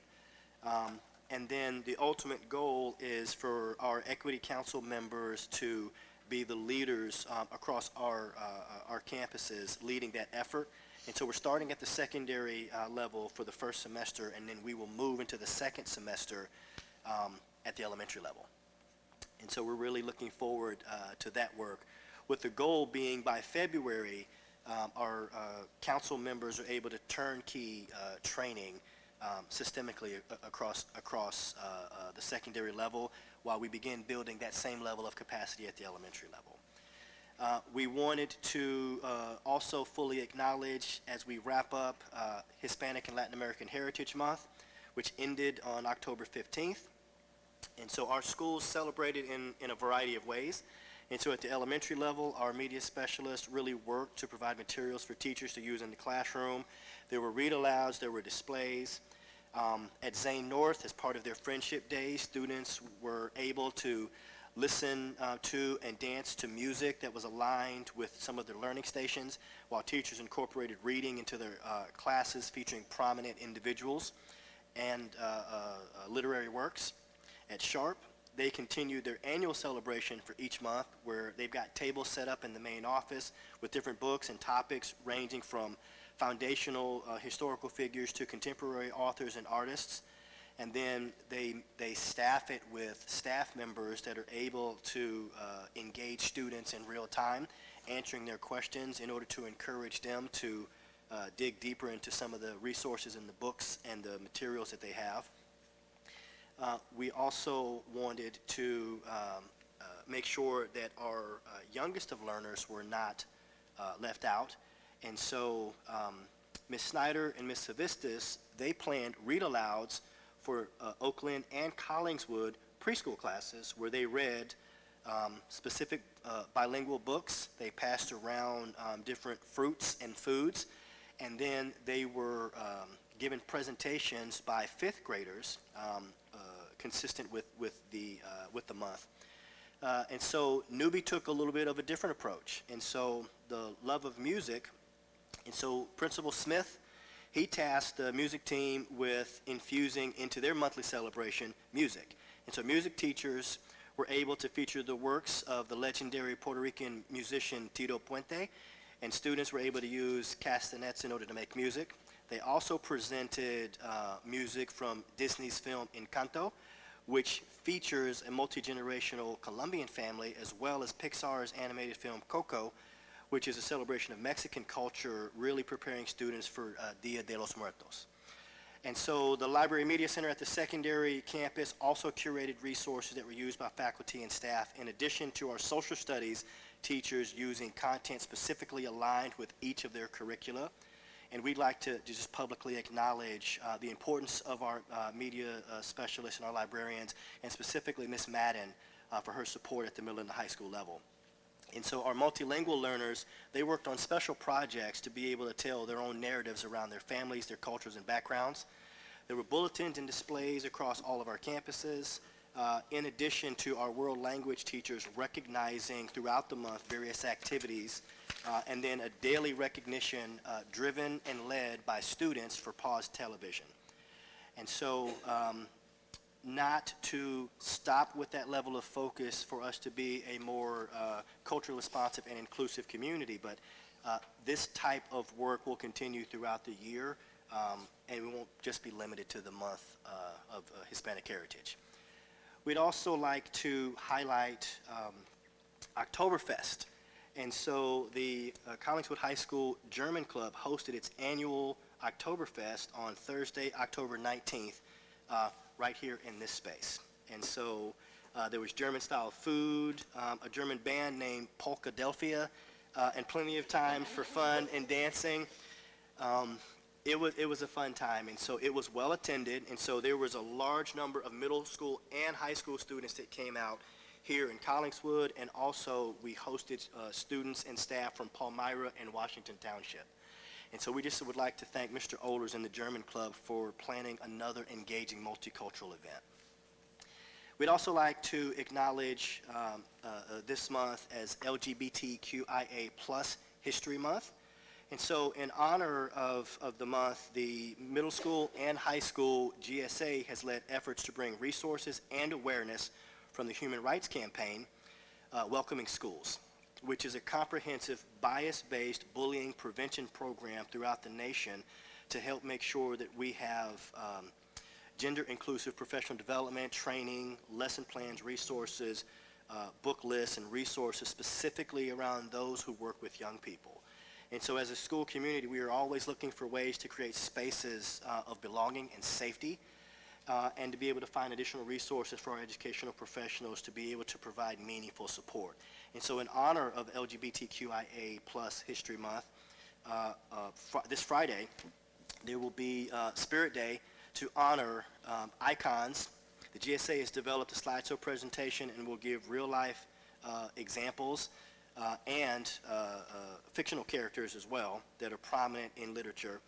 A banner of Coming Out Against Hate will be available for students and staff to sign as a pledge of solidarity for all communities who want to make their identities known and are sometimes put in unsafe situations. And then students will receive additional swag based on their pledge. Principal Newman is playing, he's become somewhat of a campus DJ. He is playing music at the end of each day that represents the community based on a curated playlist that the kids gave him, because us old folks, we're not cool anymore. And then the guidance team is making sure that they're sending out information on famous individuals throughout the remainder of the month. And we're also appreciative that a pride flag was donated by a community member and will be hung in the high school. And so we would like to also acknowledge Ms. Mueller, Ms. Muller, and the GSA for sharing these resources and leading these continued inclusive efforts on campus. On this past Saturday, the PTAs sponsored the Fall Festival in Knight Park, and it was fun-filled outdoor activities for the entire family. And so activities included music from Tony Kane of Arc Vocals, games, crafts, hayride through the park. There was a chili cook-off, and we just would like to continually thank all of the parent volunteers and our PTA leaders for their continued partnership and support of our schools. I had the opportunity to bring my 2-year-old, and after I filled him with hot dogs, pretzels, and brownies, he took a long nap, and so thank you so much for that. Later this month, we will have at the school level autumn celebrations, not to be confused with the PTA-led fall festival. And so with Halloween approaching, we've updated our plans for celebrations in our schools. And so very much like last year, elementary school leaders and their staff in partnership with volunteers have agreed that elementary schools will host autumn celebrations on October 31st, weather permitting. And so each school will plan a series of special outdoor activities, pre-K through 5, and activities will vary at each school, which could include, pumpkin decorating, selfie stations, crafts, treats, music, and so forth. And so we are asking that students refrain from bringing or wearing costumes to school on the day of the celebration. Our goal is to provide all students with a meaningful, inclusive, and engaging, and age-appropriate celebration. There are opportunities to volunteer still available, and so if you have an interest in volunteering, please reach out to your child's school and contact the building principal. We'd also like to highlight 12th Night will be presented at the Knight Park by the White Gazebo on Browning Road on October 27th and 28th, with the rain date being the 26th. Approximate runtime is 70 minutes. So 12th Night is a play by William Shakespeare, and our students, our theater students, will be putting on that presentation. There is no cost, so please come out to support our talented students. We'd also are very pleased to announce, in the spirit of looking at additional resources and as a community coming together to be able to fill gaps when and wherever appropriate, we're pleased to announce that Thomas Sharp Elementary School has been awarded a $71,000 grant from the Trees for Schools program. This program is really developed to mitigate climate change. Those are our Sharp leaders that are responsible for this. And so this is a joint effort with the Department of Environmental Protection, Sustainable Jersey, the College of New Jersey, and is funded by the Regional Greenhouse Initiative. And so with the funds, Sharp will be building upon an existing green space and expand a permeable surface and natural space for students and staff to be able to interact with during the school day. And so they're going to have outdoor spaces, rain gardens, and the like. And so this is going to be an ongoing project.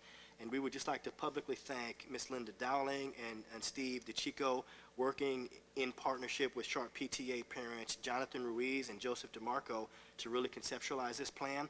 And additional thanks to Kara Boyler, who's one of our committed parent volunteers, for finding partners and funding opportunities for this vision.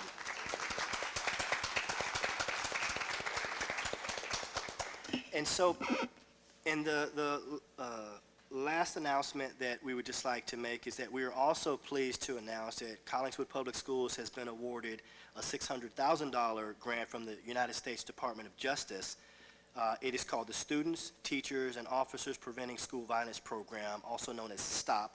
And so this is a federal program that's really designed to increase school safety by implementing training that will improve school climate through behavioral threat assessment and intervention teams among students. Technology solutions that have been proven to help improve reporting, and then ultimately other strategies to help prevent violence. And so the Bureau of Justice Assistance seeks to help districts improve school security by providing students and teachers with tools that they need to recognize, respond to, and prevent acts of violence and ensure positive school climate. And so the funds will be used over the next 36 months with details to follow. And then I just would like to recognize again Dr. Principato, Mr. Gersick, Mr. Higginbotham, and the district grant team for continually working to help us bring in additional resources to support our students and staff. And that concludes my report. Thank you.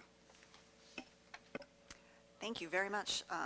All right, moving on to section 9, our student reports. Do you guys have one for tonight, or we're just going to do a welcome? Okay, that was fine. We made it clear that it was, we're slowly rolling back into this. They just were elected not that long ago, and we wanted to say welcome, and we look forward to hearing from you guys in the future. As we usually say, it's already, 8:30. If you need to be on your way, we will not be offended as we move through the rest of our agenda, but thank you so much for being here, and you are certainly more than welcome to stay. So I don't know if you two wanted to introduce yourselves at all, but I also don't want to put you on the spot. Okay, go for it. Hello, I'm Trey Ramsberg. I'm an 11th grader, and I'm representing Collingswood here. But you are representing Oakland, is that correct? Okay, and, sorry, and you, Mr. Stutzman, is that correct? Okay. I put you on the spot, didn't mean to, my apologies, but we look forward to your report for next month. On to section 10, the Business Administrator Board Secretary Report, Ms. Coleman. All right. In item 10.01 is your August and September monthly budget transfer reports. And item 10.02 are August and September's financial statements, cash flow analyses, and all related financial backup. 10.03 is your August student activity and September student activity report. We do not have a food service financial statement yet.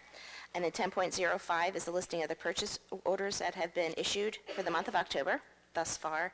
And then 10.06 is a listing of the warrants that will be paid tomorrow morning pending approval tonight. That's it.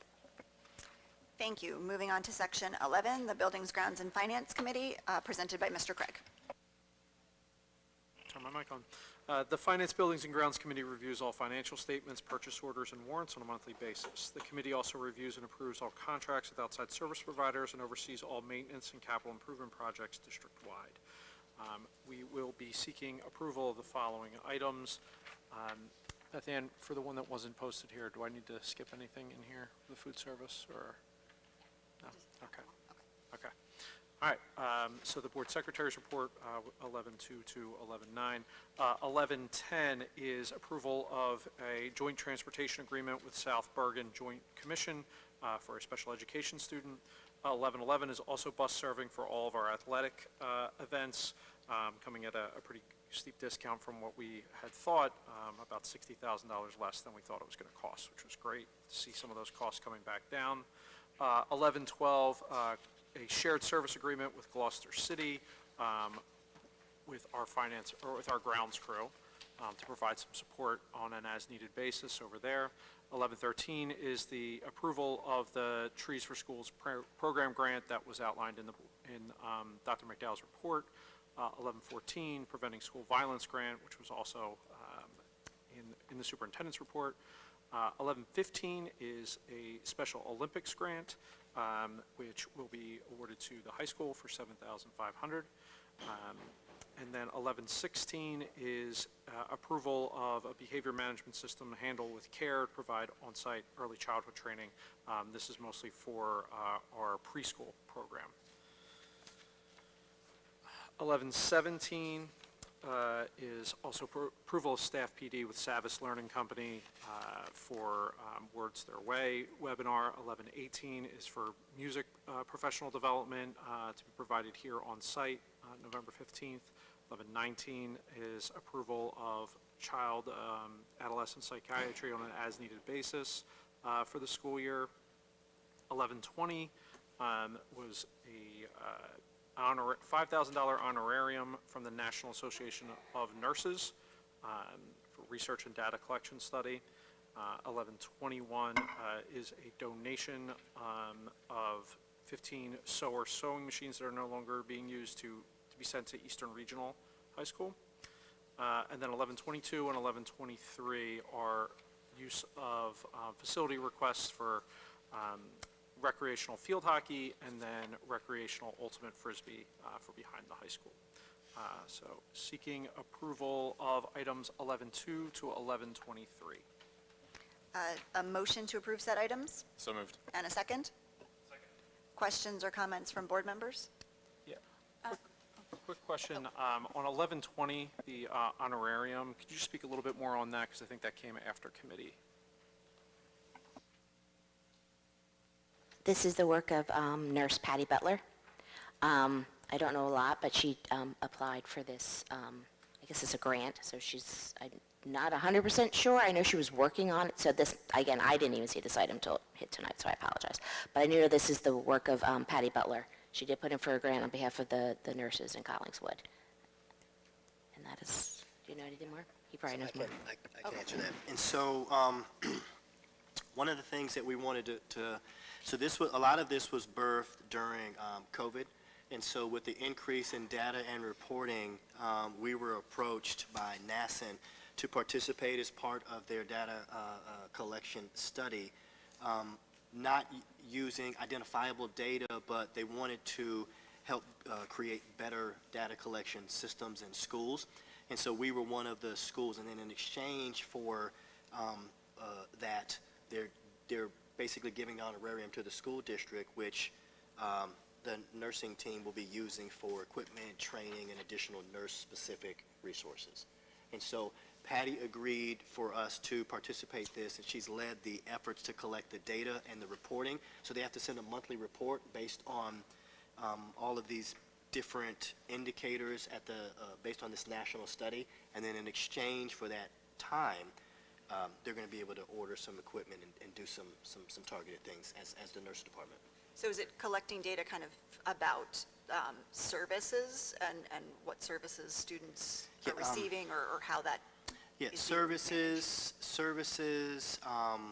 case counts, about everything from COVID to the common cold to immunization, so all of those core things, so that they can create better data collection systems to then filter back to school-based health centers. I have a question about 11.14, the Preventing School Violence Grant, but also the STOP grant that you mentioned before, which also has to do with safety, right? STOP. Oh, it's the same one. Okay, good.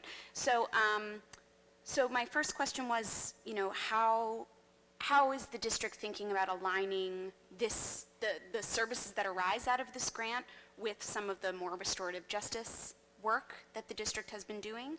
And also, is there any possibility, could this grant pay our SLO?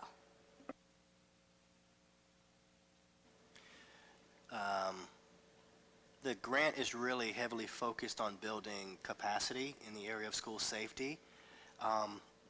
The funds can only be used for specific purposes, and that's not one of them. And the restorative justice piece? Dr. Principato, can you give a high-level overview on I need you to come to the mic also.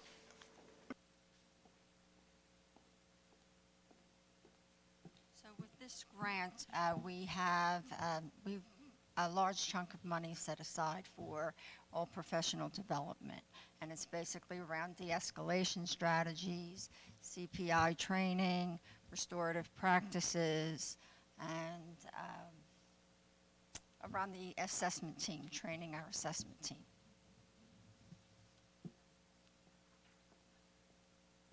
I have a question about the Sharp Tree Grant. I seem to remember the grant covering trees, mulching, the removal of asphalt, but I'm seeing things about outdoor classrooms and rain gardens. Is all of that covered in this particular grant?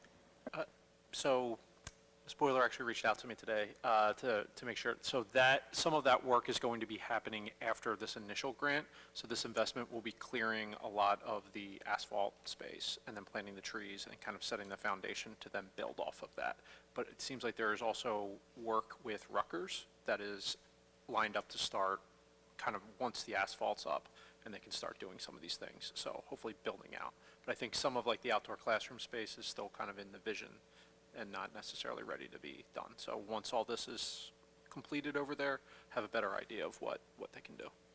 Great, thank you. Any other questions or comments from board members? Roll call, please. Mr. Chu? Yes, except for 11.23 where I abstained. Mr. Craig? Yes. Ms. Henry? Yes. Mrs. Maya? Yes. Mrs. Mikulski? Yes. Mrs. Severino? Yes. Mrs. Seltzer? Yes.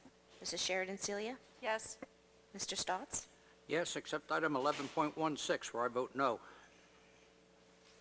Mr. Dulkis? Yes. Mrs. Caden? Yes. Moving on to section 12, the curriculum committee, Mr. Chu will present. The curriculum committee oversees and approves the district curriculum and assessment programs, as well as field trips, home instruction, co-curricular programs, and the school calendar. For item 12.02, it says none at this time for elementary field trips, but I believe there actually are 3 that are listed in the agenda. They are to see, have the, I think grades K through 2 see the Collingswood Middle School Newsies Junior performance. And then there's also one for Tatum Kindergarten to go to Johnson's Corner Farm in Medford, New Jersey. And then there's also field trips for 12.03 for middle school, and then many field trips for 12.04 for high school. And so for both at the secondary level, they are, I think, music related, also some student council, and then several field trips for the multiple disability classroom and the functional academic learning supports classes as well. Then also seeking approval for 12.05, which is out-of-district placements. Another out-of-district placement is 12.06. 12.07 is Title I funded Sharp after-school program, which I believe Dr. McDowell mentioned a bit briefly earlier today. And then 12.08 is a tuition-free request, which is just part of the I guess teacher benefit for allowing teachers to have their children attend Collingswood schools, their out-of-district children attend Collingswood schools tuition-free. And so we are seeking approval for items 12.02 through 12.08. Thank you. Motion to approve said items. So moved. And a second? Second. Question or comments from board members? Roll call, please. Mr. Chu? Yes. Mr. Craig? Yes. Ms. Henry? Yes. Mrs. Maya? Yes. Mrs. Mikulski? Yes. Mrs. Severino? Yes. Mrs. Seltzer? Yes. Mrs. Sheridan Celia? Yes. Mr. Stotts? Yes, except those items marked with a double asterisk, where I abstain. Mr. Dulkis? Yes, except where I'm required to abstain. Mrs. Caden? Yes. Section 13, the Personnel Committee, Ms. Sheridan Celia will present. The Personnel Committee reviews all recommendations for teaching and staff employment, considers co-curricular employment, and considers all professional development opportunities for staff members. Today, I'm asking for approval of agenda items 13.02 through 13.32. 13.02 and 13.03 are retirements. Mary Bakey and Susan McGrath are retiring. 13.04 is a resignation. 13.05 through 13.06 are 2 leaves. 13.07 through 13.08 are the appointment of 2 school psychologists. 13.09 and 13.10 are the appointment of long-term substitute replacement teachers. 13.11 is a transfer of our high school secretary from 10 months to 12 months. 13.12 is IEP meetings, extra coverage when necessary. Items 13.13 and 13.14 are for staff and administration to attend the Rutgers Leadership Academy. 13.15 is the appointment of the mental health clinical supervisor. 13.16, the appointment of 2 ESL tutors. 13.17 through 13.18 are the appointment of Sharp After School, both the program directors and the program staff. 13.19, the academic enrichment clubs, appointment of teachers. 13.20 is the appointment of the Sharp Family Liaison.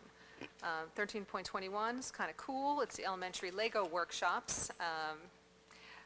Mr. Brescia is going to facilitate. Very exciting. 13.22 through 13.25 are the appointment of the high school, middle school, and elementary school PLC leaders respectively. I missed 13.25 is the multi-grade level PLC leaders. 13.26, a high school non-athletic stipend for Model UN. 13.27, the appointment of Ms. Dietz as a student family liaison. 13.28, translation services. 13.29, the list of new social work interns, which is, it's been revised from the last meeting, I believe. 13.30, the appointment of two teachers to serve on Saturday school detention. And 13.31 is the appointment of various substitutes and tutors. 13.32 is the travel expense reform. There were a few travel expenses that you may have seen when you clicked on the link. And so this evening I am seeking approval of agenda items 13.02 through 13.32. Thank you. A motion to approve said items? So moved. And a second? Questions or comments from board members? Roll call, please. Mr. Chu? Yes. Mr. Craig? Yes. Ms. Henry? Yes. Mrs. Maya? Yes. Mrs. Mikulski? Yes. Mrs. Severino? Yes. Mrs. Seltzer? Yes. Mrs. Sheridan Celia? Yes. Mr. Stotts? Yes, except those items marked with the double asterisk where I abstain. Mr. Dilkus? Yes, except we're required to abstain. Mrs. Caden? Yes. Section 14 is the Culture, Climate, and Policy Committee. Ms. Savarino will present. The Policy and Regulations Committee reviews all updates and changes of district policies and regulations. Tonight, seeking approval for items 14.02 to 14.04. In 1402, we have 144 is the bylaw for board member orientation. That just basically lays out orientation with district and with the New Jersey School Board Association. Then we have the policy 2520, which is instructional supplies, basically ensures that staff and students will receive the necessary supplies for implementation of the instructional program. Policy 5200 is attendance. That incorporated the preschool program attendance policy. And policy 7440 is school district security. That includes providing local law enforcement authorities with critical incident mapping data, which I believe we were required by law to do. Then item 1403 is the second read of policy 2100, which is the anti-racism and equity policy. And then item 1404 is the abolished policy 9100, which is public relations. So then at item 1406, seeking approval of items 1402 to 1404. Thank you. Motion to approve said items. So moved. And a second? Second. Questions or comments from board members? Roll call, please. Mr. Chu? Yes. Mr. Craig? Yes. Ms. Henry? Yes. Mrs. Maya? Yes. Mrs. Mikulski? Yes. Mrs. Severino? Yes. Mrs. Seltzer? Yes. Mrs. Sharon Celia? Yes. Mr. Stotts? Yes. Mr. Dilkus? Yes. Mrs. Caden? Yes. Section 15, miscellaneous, 15.01. There is not a HIB report from the previous month. 15.02 is the standing orders governing the treatment in case of emergencies for this school year. And then 15.03 is the nursing services and emergency services plan. 15.04 is a job description for the Secretary of Technology to help the technology team be a bit more efficient with their needs. So looking to approve items 15.02 to 15.04 this evening. a motion to approve those items? So moved. And a second? Questions or comments from board members? I have a question about the Secretary of Technology. Can you just give a little bit more explanation of the need for that position? Yeah, I actually brought this to committee as I manage the tech team. Similar to the way Buildings and Grounds is run, Mr. Higginbotham has an assistant to help organize all of the tickets and the job functions, because they run on similar platforms where if a teacher has an issue with like HVAC or something that has to do with maintenance, they have to put in a ticket. We do the same thing with technology. My lead tech, though, Mr. Weisgerber, right now, like the tickets all like pop to him, so he's like managing the team, trying to do his job and protect the district on cyber, which is really where I need his focus to be. So I want an administrative assistant similar to what the Buildings and Grounds Department has to kind of be that input person, right, to get the tickets and to keep everybody organized. And the way I envision it, similar to how they do it in Buildings and Grounds, to even have a board, because even though we stress the importance of putting in tech tickets, inevitably, and Molly's going to laugh in the corner because I'm going to say it, people forget, right? Somebody's coming to the school district and they're doing a presentation and it's like, oh, I forgot to put in a tech ticket, or I know that graduation's coming up, but I haven't gotten a tech ticket yet, and I know they're going to need electricity in a way for like the TV studio to stream graduation. So things that we know are coming up are pre-planned in advance. So I really want an administrative assistant to just keep the eye on the ball while every man and woman in the tech team is hitting the ground running and not necessarily tied to their computer trying to like answer questions. So, yeah. This will really free up the lead to actually do more of the substantive work, is that correct? Correct. And it's just, again, keeping us organized, because we get a lot of information out of our tech tickets, but sometimes we get the same tech ticket 4 or 5 times, and it bogs down the system. So just somebody's just sitting and going through that every day and then like deploying the staff where they need to be. I want to see the tech team become much more efficient with having somebody kind of organizing their day in that way. Has there always been a need for a position like this? If you asked me, I would double the size of the tech team, but our budget being what it is, that's not possible. So this was a solution I spoke with Fred about, that I met with Patrick, and I felt like, let's try this. Our tech team, they work very hard, but again, everybody's entitled to their time off and whatnot. So the best thing I can do is try to keep us organized, and the things that I know are happening and are really important, that we don't miss those. Because it happens, but, we always, So it came in from me. Okay. Any other questions on that? I just wanted to comment too that I know that last year it was a major point of frustration when we were speaking with teachers, was the delay in addressing the tech tickets. So hopefully this would be a way to help streamline some of that support so that that doesn't become an obstacle to teaching and learning. I think there's also, just so that we're all on the same page, and just as a point of clarity, we have 4 technicians that support 500 employees and almost 2,500 students. And so the additional logistics is definitely needed. With our goal, so the primary reason for this is to make sure that we have better response time, especially for classrooms, and so that teachers and staff are not waiting long durations of time to get the support that they've requested. I understand that. I'm just concerned because we also have a lot of teachers that are, or departments that are understaffed as well, or seemingly from what we hear tonight, and that just, I know, I'm sure we need it. I'm just concerned about the timing of this and the budget crisis that we're facing. Any other questions or comments from board members? Roll call, please. Mr. Chu? Yes. Mr. Craig? Yes. Ms. Henry? Yes. Mrs. Maya? Yes. Mrs. Mikulski?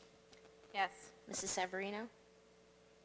Yes. Mrs. Seltzer? Yes. Mrs. Sheridan Celia? Yes. Mr. Stotts? Yes, except item 15.04 where I abstain.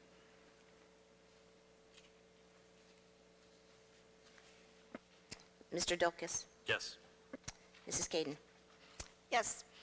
This brings us to our second opportunity for public participation. This is for anything that not like, it's not just items listed on the agenda is what I'm trying to get out after this long meeting. The public is reminded that attempts to resolve all concerns and complaints should first go through appropriate staff members and administrators. We will be actively listening and taking notes, and if appropriate, clarifying comments will be made at the end of public comment or discussed in future meetings. In fairness to all who wish to speak, there's a strict 3-minute time limit per person during public comment. Please come to the microphone, state your name and address for the record.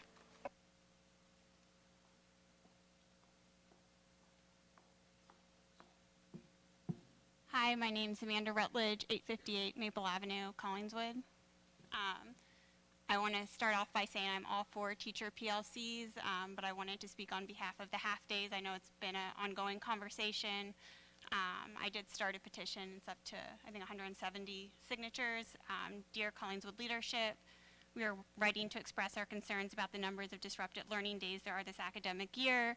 The school disruptions in terms of PLD and PLCs are so numerous, it's hard to understand how they're justified as they far exceed other districts.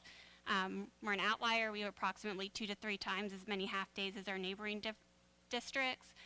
These disruptions have been difficult for many students and families to navigate. It's difficult to comprehend how we expect to overcome the academic losses post-COVID when there's so many days in which students are not in the classroom with their teachers. And how can these professional learning days and consequent disruptions be justified when many kids aren't meeting grade level? We want to ask that the district please help to move our district in a better direction by significantly reducing the number of PLD and PLC days to better serve the academic needs of the students. And I wanted to also say, I think in terms of equity, we talked a lot tonight about how we want students to be in school as much as possible. With 29 half days, that's not really reflected. And also families who are working, who need to help provide for our families and resources are not, they're having to take off sporadically all school year. I don't like just having a problem. I did go through the union contract a bit. I don't think we can cut all of the days, but as far as conference days, it looks like teachers are allotted 2 hours per day for conferences, and if they're 15 minutes each, that's 24 conferences a day. Usually spring does not have as many conferences as the fall, so perhaps some half days could be cut there. I didn't see that in the union contract. The union contract also talks about PLCs. They said they can begin 10 minutes, no more than 10 minutes for secondary and 20 minutes for elementary, and last no more than 40 minutes, so I'm not sure why they couldn't be done after school. Sorry, I'm nervous. Also, maybe better scheduling across the different schools so grade group meetings could be virtual. And then just future planning with the contract, maybe eliminating some of the half days at the beginning and end of year. I'm not sure how professional development at the end of the school year is going to carry over that much of an effect. And then just comparing to other districts, we are 2 to 3 times our neighboring districts. And am I allowed to pass something out? Okay, so I'm just going to give the comments from the petition, a QR code to the petition if you want it to look, and at least my understanding of the contract and some of the potential ideas. So thank you.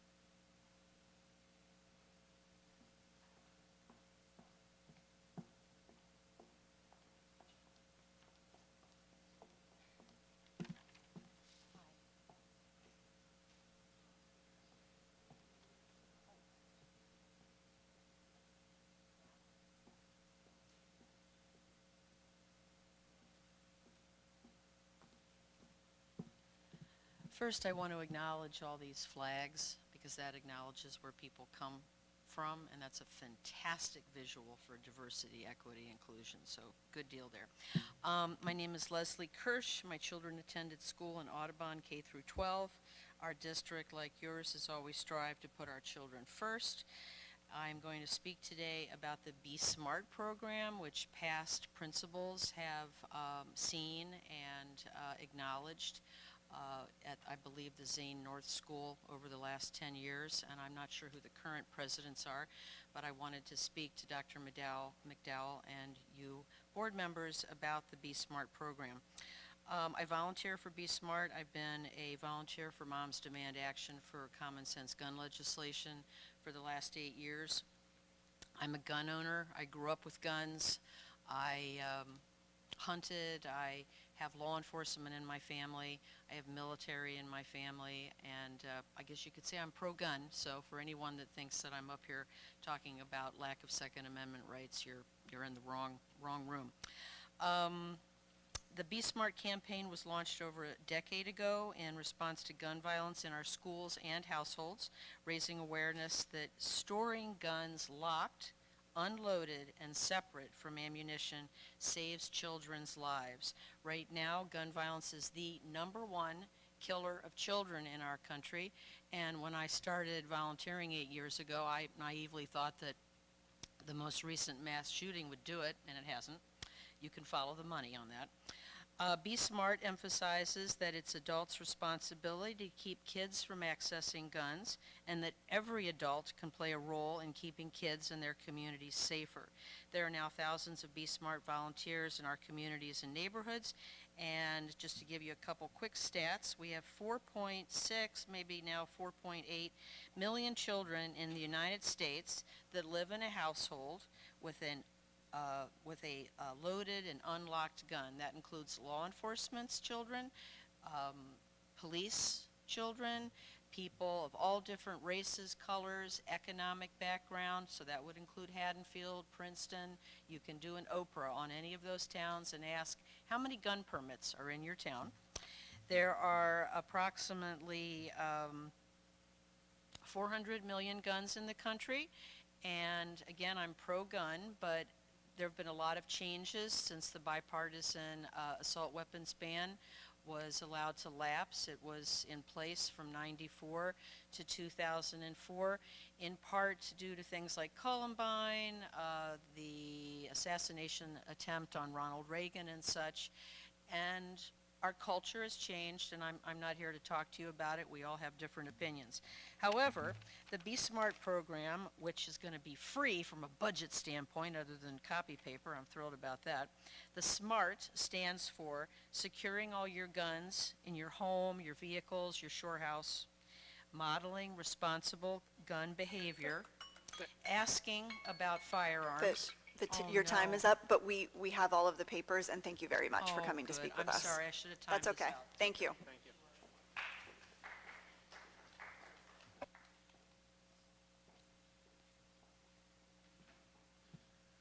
Wayne Rossi, 114 East Palmer Ave. Ironically, on a somewhat related note, I once again must insist that I believe that the school liaison officer, while on school premises, should not be armed, and that this policy should be revised. I also am a bit disappointed that we haven't heard any update on how that policy how that position has gone, but I look forward to hearing more about it in the future. Thank you.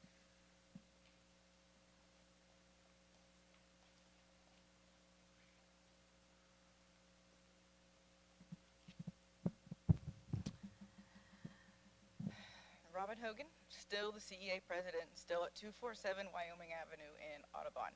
So my first comment is going to put a pin in my comments about the secretary for the IT department.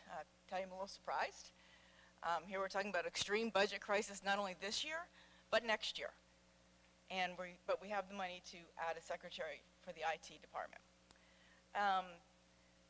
Second thing I want to talk to you about, though, is the CEA leadership style. So the CEA very much has a collaborative leadership style amongst ourselves and in working with district leaderships to solve problems and bring about purposeful change.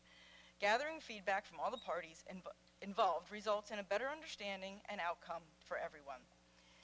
And when people hear the phrase like gathering feedback from stakeholders, I think that there are some implied assumptions that are in play in the process.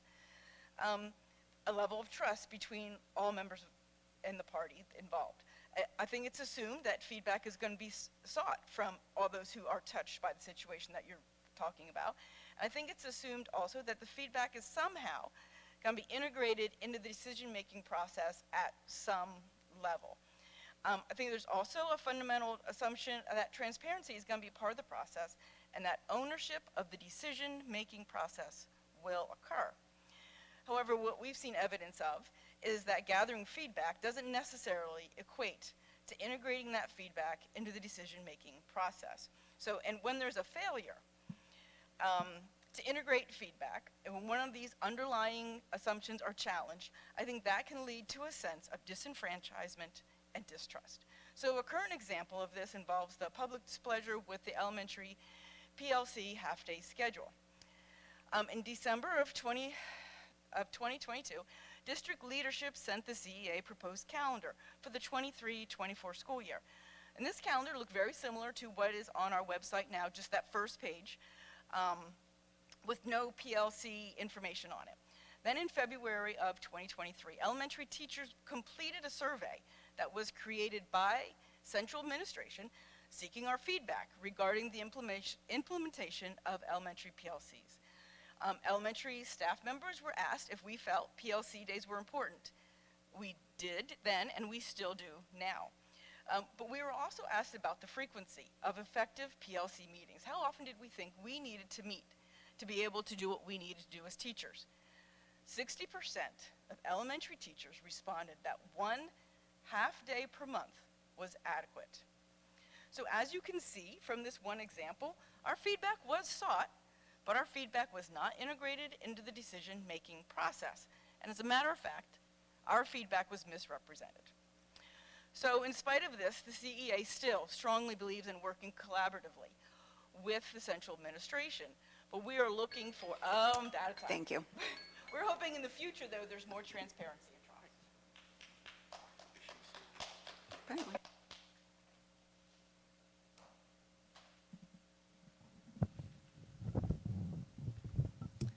Hi, excuse me. Hi, my name is Jennifer Hayes, 108 East Madison Avenue, Collingswood.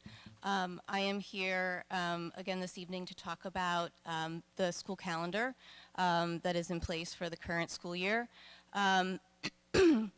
A missed school day is a lost opportunity for students to learn. My fellow educators and I often talk about attendance and attendance policy, and we know that research has shown that students' attendance is an important factor in student achievement. Specifically, research has been done through the University of Delaware that found that each additional day in a school's chronic absenteeism rate was related to a 0.1 or 0.2 standard deviation decrease in the school's math score. And although the district days off are not considered absentee dates, we could connect the idea that the more students are not in school, the lower their academic achievement would be. And then finally, this evening we heard some great information about the restorative practices, which I firmly believe in, and the importance of the program to reduce out-of-school suspensions, the importance of keeping the kids in the building, because of the concerns that we have students who are dealing with housing insecurity. And if we take that same theory and that same rationale, wouldn't we then connect that to the amount of half-days and days off in our school calendar and the importance of thinking about housing insecurity and what students need to be in the school. Thank you.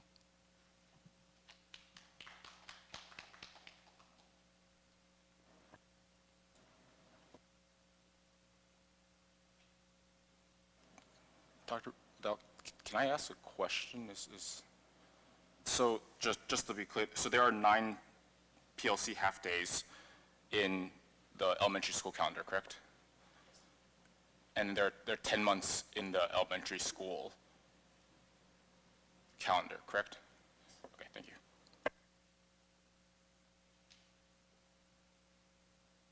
Okay. Thank you to everyone who came out tonight.